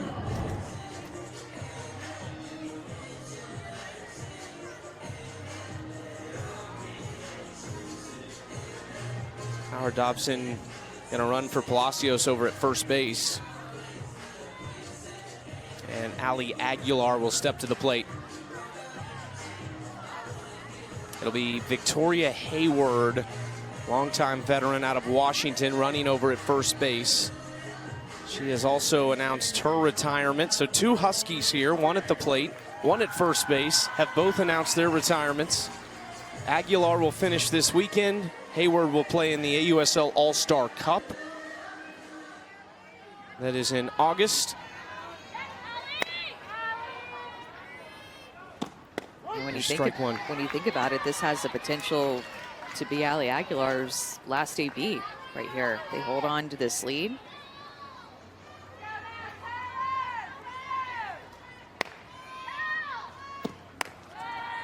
Upstairs, ball 1.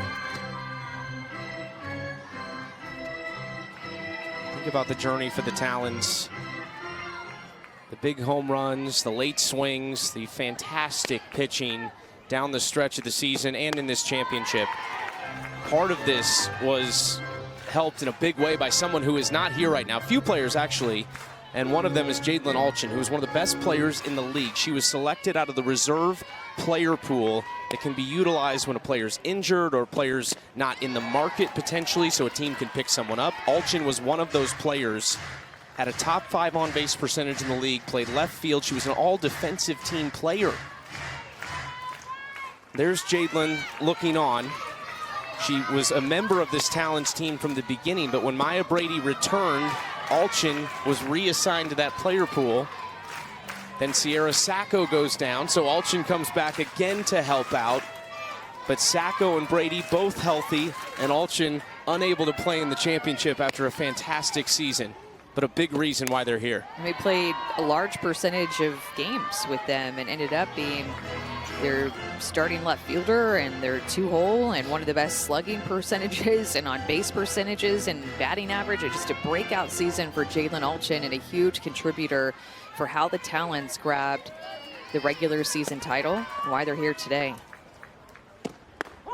Inside corner, strike 3 to Aguilar. 2 outs. It was part of why the Bandits came out so strong too, Amanda. They had everybody together from the beginning. Yeah, they didn't battle as many injuries until late in the season and didn't have players coming back from Japan late. Did so well as a team, got off to that great 9-2 start. As they say, Ellis did not go around. These have been the 2 teams to beat all season long. 1-0 from Kilfoyle.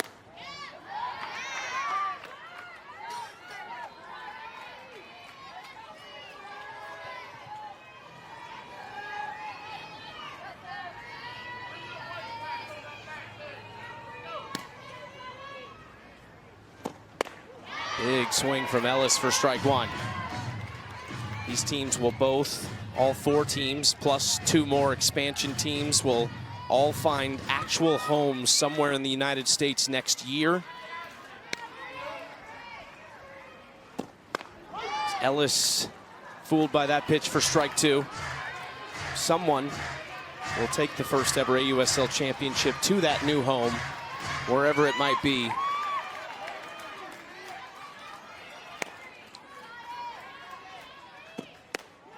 Outside.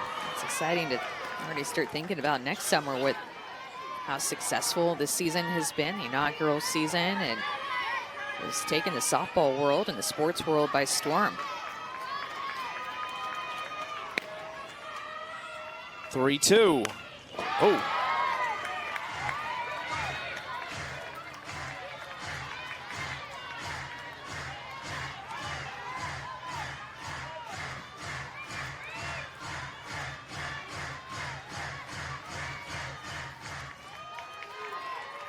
Kilfoyle trying to keep it at 1-0 for one last chance.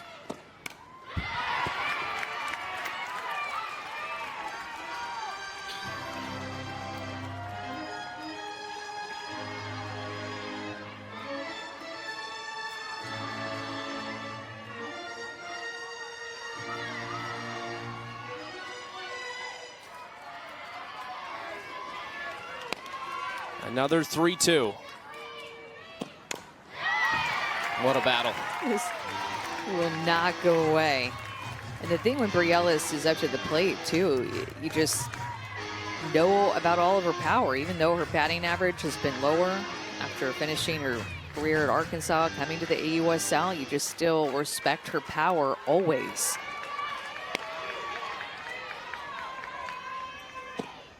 Got her!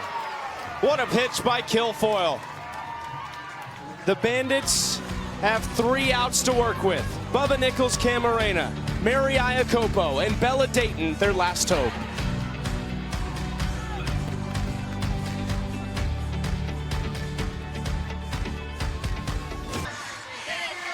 Montana Fouts and the Talons are 3 outs away from the first team to ever win an AUSL Championship. It's Bubba, Iakopo, and Dayton to face Fouts in the bottom of the 7th in what has been a shocking 2 days for the Bandits offensively. They're 0-6 when trailing after 6 innings. They'll need to right that right here. And we have seen a lot of trends with these two teams over the last 36 hours go out the window. First pitch, strike to Bubba.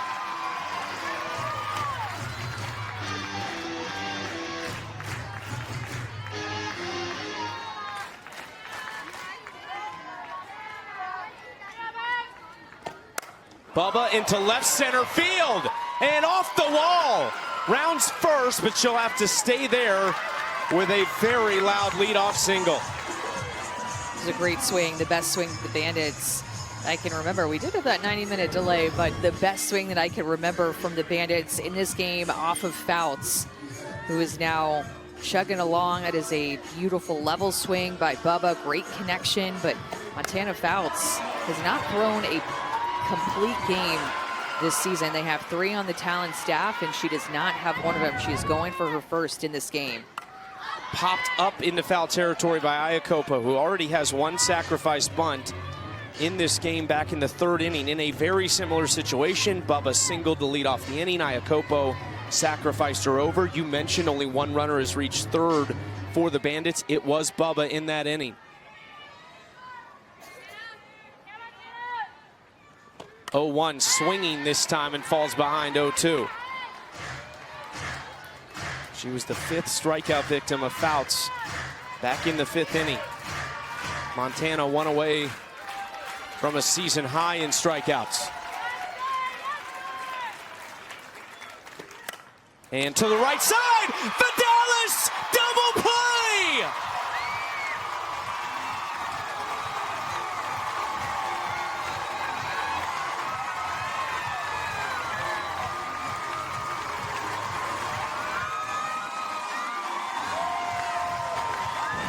She knew exactly what she wanted to do with this line drive. No hesitation, ball, dive, got it. Double play to erase that leadoff single, and Bubba at first base took 1 step to second instead of freezing, and that is the difference in what could be a championship for the Talons versus the Bandits. That 1 step towards second is enough for Tori Vidales to dive to get the double play. How about Tori? How clutch has she been in this series? And the best part about that for the Talons is that how you could face the 7th inning and not have Morgan Zerkle, the AUSL home run leader, come to the plate. A 1-1 count from Fouts to Dayton. Strike 2 on the outside corner.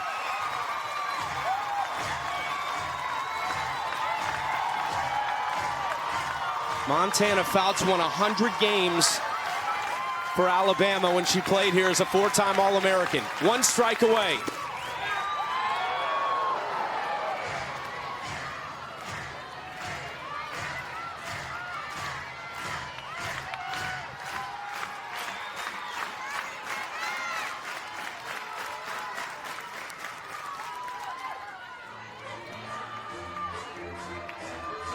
Everyone on their feet in this building.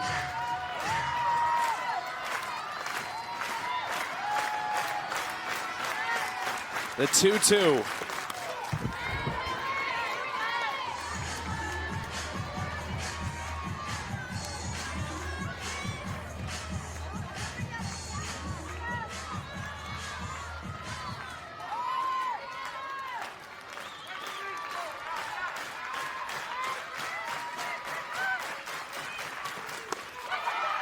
Outside ball 3, and she did not go.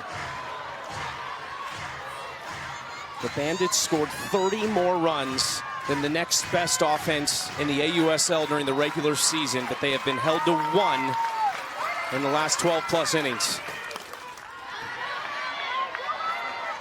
Wow, Dayton will not go. Trying to give Morgan Zerkle an opportunity.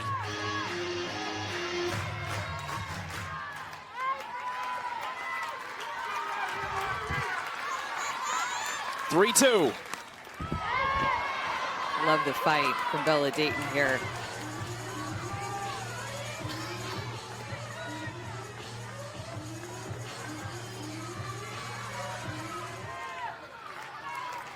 One of just 2 Bandit hitters to reach twice today. History for the Talons!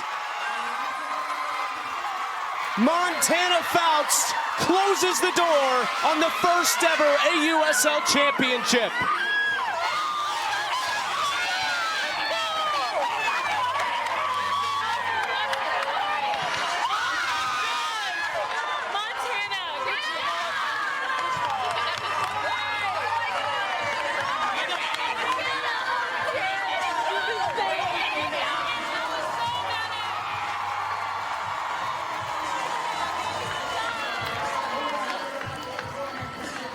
Her mom in tears in the crowd. Dad in attendance as well.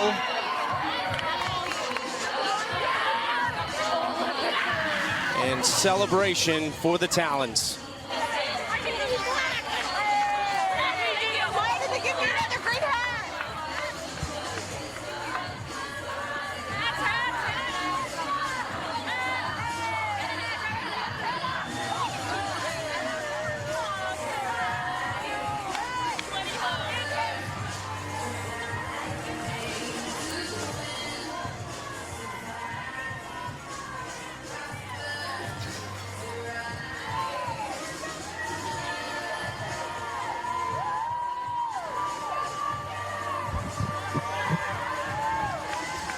To wear those hats to see the emotion even coming from Ali Aguilar, of course, her final game from even Sierra Sacco.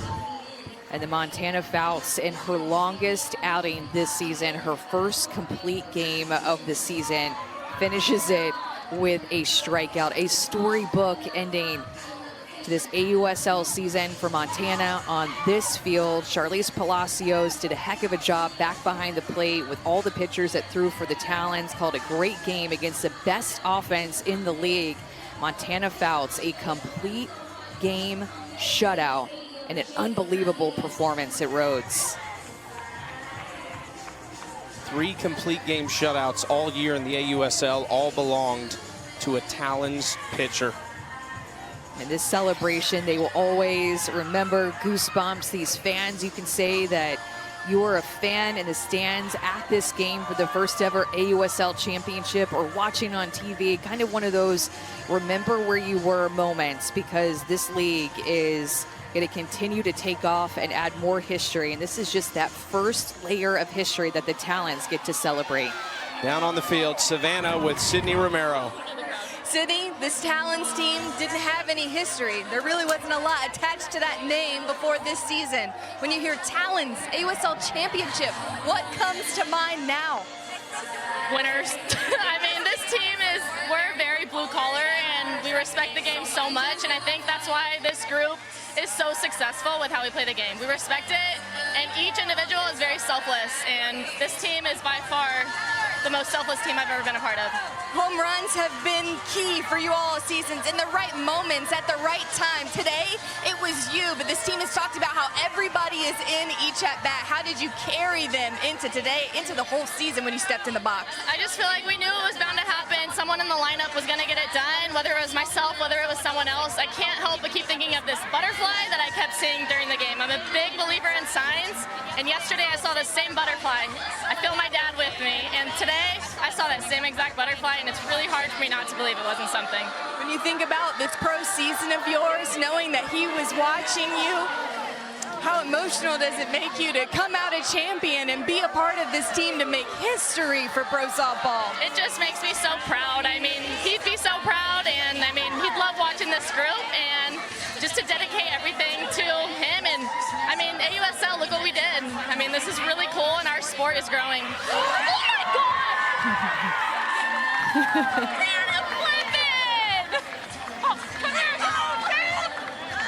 Well, Gatorade bath for Sydney Romero. The big swing from Romero today. The only run in the game on that solo home run in a matchup that has become the first AUSL rivalry between the Bandits and the Talons.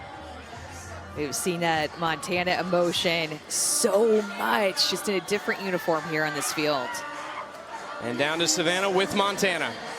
Montana, you're a different Montana Fouts when you're at Rhoads Stadium. What did you tap into? What did you feel being in the Zerkle here in Tuscaloosa? Well, first I just wanted to thank everybody that has anything to do with this. I mean, AUSL just put on an awesome production. Alabama for having us, Coach Murphy, the field crew. We literally could have not done this without them, and all the staff that has everything to do with it. I feel like that's a form of motivation for me. I look to my right, my left. It doesn't matter if you're a team member or you're just a part of the team on the staff, but specifically in that last inning, I was looking at Aguilar because this is her last year playing softball, and it was not going to be without one of these hats. So I love it here. Our fans show up. I mean, it's been rain delay for 2 days in a row, and they're still here cheering for the Talons. So I think they want to Tuscaloosa Talons. They are here. They have been loud. Montana, you, Georgina Korick, and Megan Framo held the toughest offense in this league to 1 run in 2 games. What was the difference maker for you all to sweep this championship? I feel like at that point, I mean, you know, everybody's faced everybody. It's just like, how can you be a little bit different, but then also stay yourself? I feel like as a staff with Ray and Mariah included in the 3 that you said, I just think that we've worked so hard on just washing our hands. That's what Coach Howard had. Just do everything that you always done, and the rest will take care of itself. Montana, congratulations on being an AUSL championship and doing it at home. Thanks for being here. Roll Talons. Montana Fouts, a complete game shutout. Her general manager, Lisa Fernandez, all smiles. One of the great winners in the sport, adds another to her resume as well. The Talons get it done in 2 games over the Bandits in Tuscaloosa. The trophy presentation coming up next. Montana Fouts leads the Talons from the Zerkle to close the door on the first ever AUSL Championship. Talons beat the Bandits in Game 2, 1-0. We now go to the PA announcer, David Birdsong, for the trophy presentation. Congratulations once again to the 2025 AUSL champions, the Talons. Today's trophy presentation presented by Sephora, the official beauty partner of AUSL. And now let's go down to the field where AUSL Commissioner Kim Ng is standing by to present the trophy. Hello there.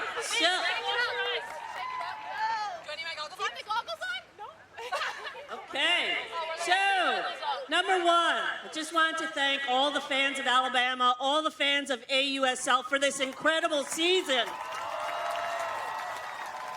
And our co-founders, Jonathan Soros and John Patrikoff, the visionaries of this league who have made everything possible. and all the people at Athletes Unlimited who have worked tirelessly behind the scenes to put this whole season together, so thank you. Congratulations to the Bandits, who had a tremendous season. Tremendous. Stacey Newman, Jenny Dalton, congratulations to all of you. And now, I'd love to introduce Lisa Fernandez, your general manager. Howard Dobson, your head coach of the Talons. And your 2025 inaugural season AUSL champions, the Talons. All I do is win, win, win, no matter what. Got money on my mind, I can never get enough. And every time I step up in the building, everybody's hands go up. And they stay there, and they say yeah, and they stay there. Cause all I do is win, win. I just wanna feel this moment. Miss Worldwide, Christina Aguilera. Oye, mamita, dale, que la cosa está rica.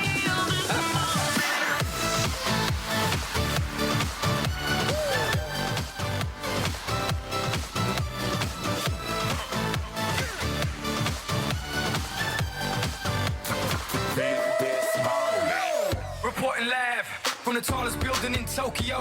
Long way from them hallways. Filled with O's and O's. They counting always. 305 all day. Now, baby, we can parlay. Oh, baby, we can party.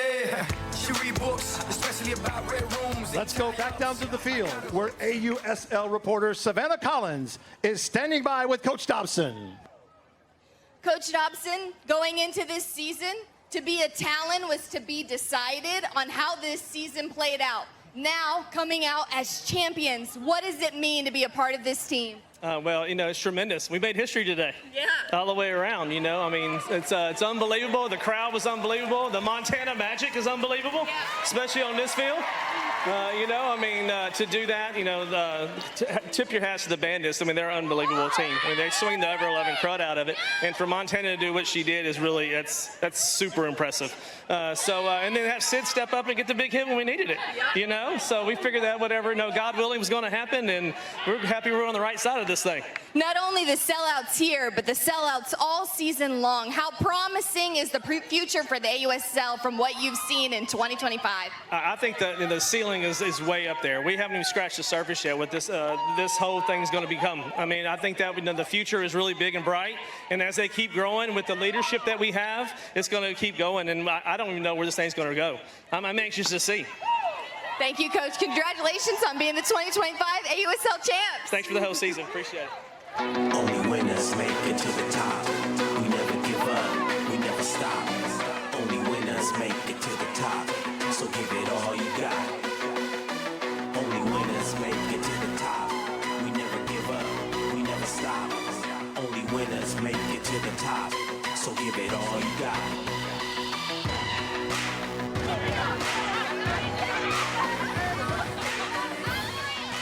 It is the Talons who raised the trophy for the first ever time as AUSL champions. Celebrations, I'm sure, will go well into the night tonight in Tuscaloosa. Yeah, so much to celebrate about their season, this win, this league. And I mean, Lisa Fernandez, I think all she knows how to do is win. She has won national championships, gold medals, and now add AUSL championship to her resume among probably so many that I'm missing. But this was awesome, close game. I mean, just a nail biter of a game in a series. And we didn't expect anything less between the Talons and the Bandits, who played each other so tightly, such balanced matchups between the two teams. And it was the Talons who they get to hold that trophy. Two fantastic seasons for these organizations. The Bandits adding to their history. We'll see where these two teams land in year 2 of the AUSL when they are in home bases. The future is bright, though, as Howard Dobson said. just a moment ago on the field for this league with the leadership of Kim Ng, John Patrick Hoff, and Jonathan Soros, the co-founders.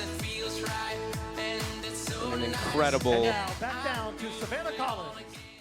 Season so far. We couldn't end today without hearing from the complete game shutout today, the hometown hero, Montana Fouts. Montana, these fans made Tuscaloosa Talons country. Any message to them and the support they've shown you in your college career and now for your pro team? Yeah, first I would just say thank you to AUSL for making this happen. This is a dream come true for me, and I was not all shocked when you guys stayed after the rain delay. We couldn't have done it without you. Thanks so much for making this happen. Roll Talons!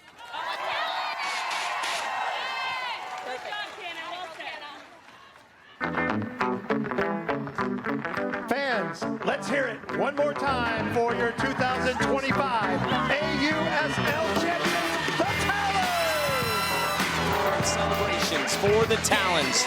We'll step away and come back to wrap things up from Tuscaloosa in just a moment.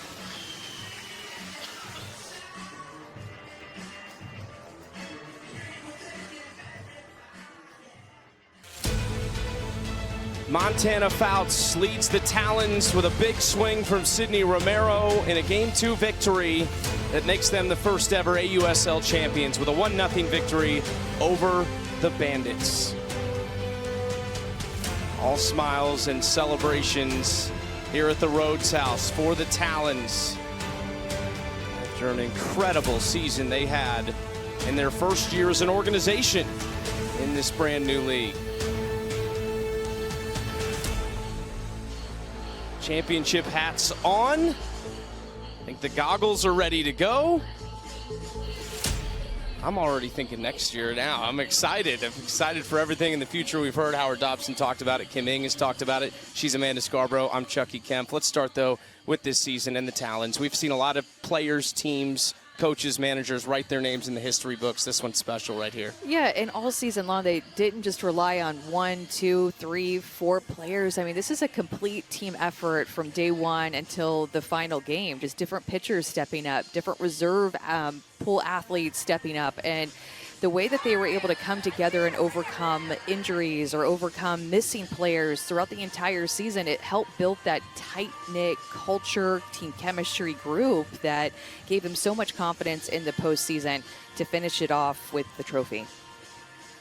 When you look at it as a whole, expansion coming next year, from what you saw in year one, how excited are you for the future of this league? Oh my gosh, I'm giddy. Can we start, like, I don't know, in a month after the All-Star Cup? Like, can we just go into it right away? I don't want to have to wait a whole other year because softball is on such a high right now at every single level, from the Women's College World Series to professional softball. Like, this is the journey, this is the ride that you want to be a part of. And it just feels like after this first season, it's a sustainable future for pro softball, and that's been what has been missing. So this is the end of the first season, but to me, really, it just feels like the beginning. An unbelievable inaugural season for the AUSL. The AUSL All-Star Cup begins in just a few days, August 2nd. That will start in North Carolina and go for about 4 weeks. So still more professional softball coming your way, but it's the Talons, the first ever champions. Let's take a look back at this historic first season. Welcome everyone to Rosemont, Illinois, on a historic day for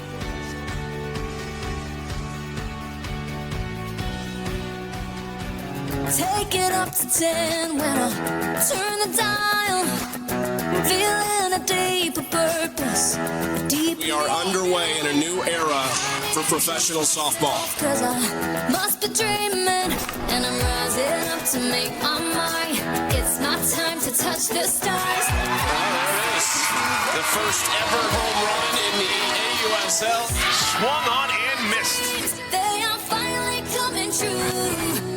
Zerkle around second. Zerkle scores! With the world in my feet, there ain't nothing holding me back. Hard and throw. That'll score a run, maybe two. Jennings comes through.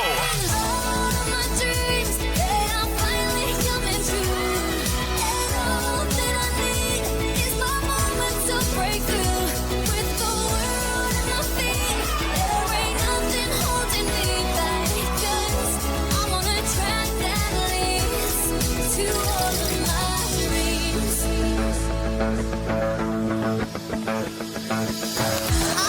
Vidales up the middle, and the Bandits walk it off. All the walls around me fall away. Feeling a high purpose, a high calling. Oh my goodness! Are you kidding me? And I'm rising up to make my mind. It's my time to touch the stars. Something good in that bat for on a goal. It's a homer, powered by the Springs in Saratoga.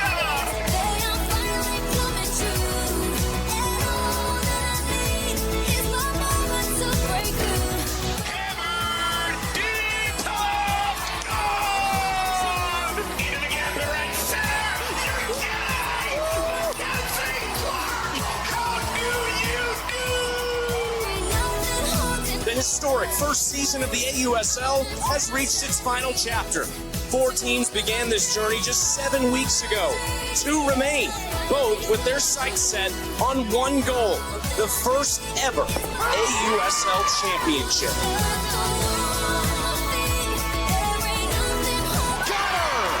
Megan Paremo emphatically closes the door on game 1.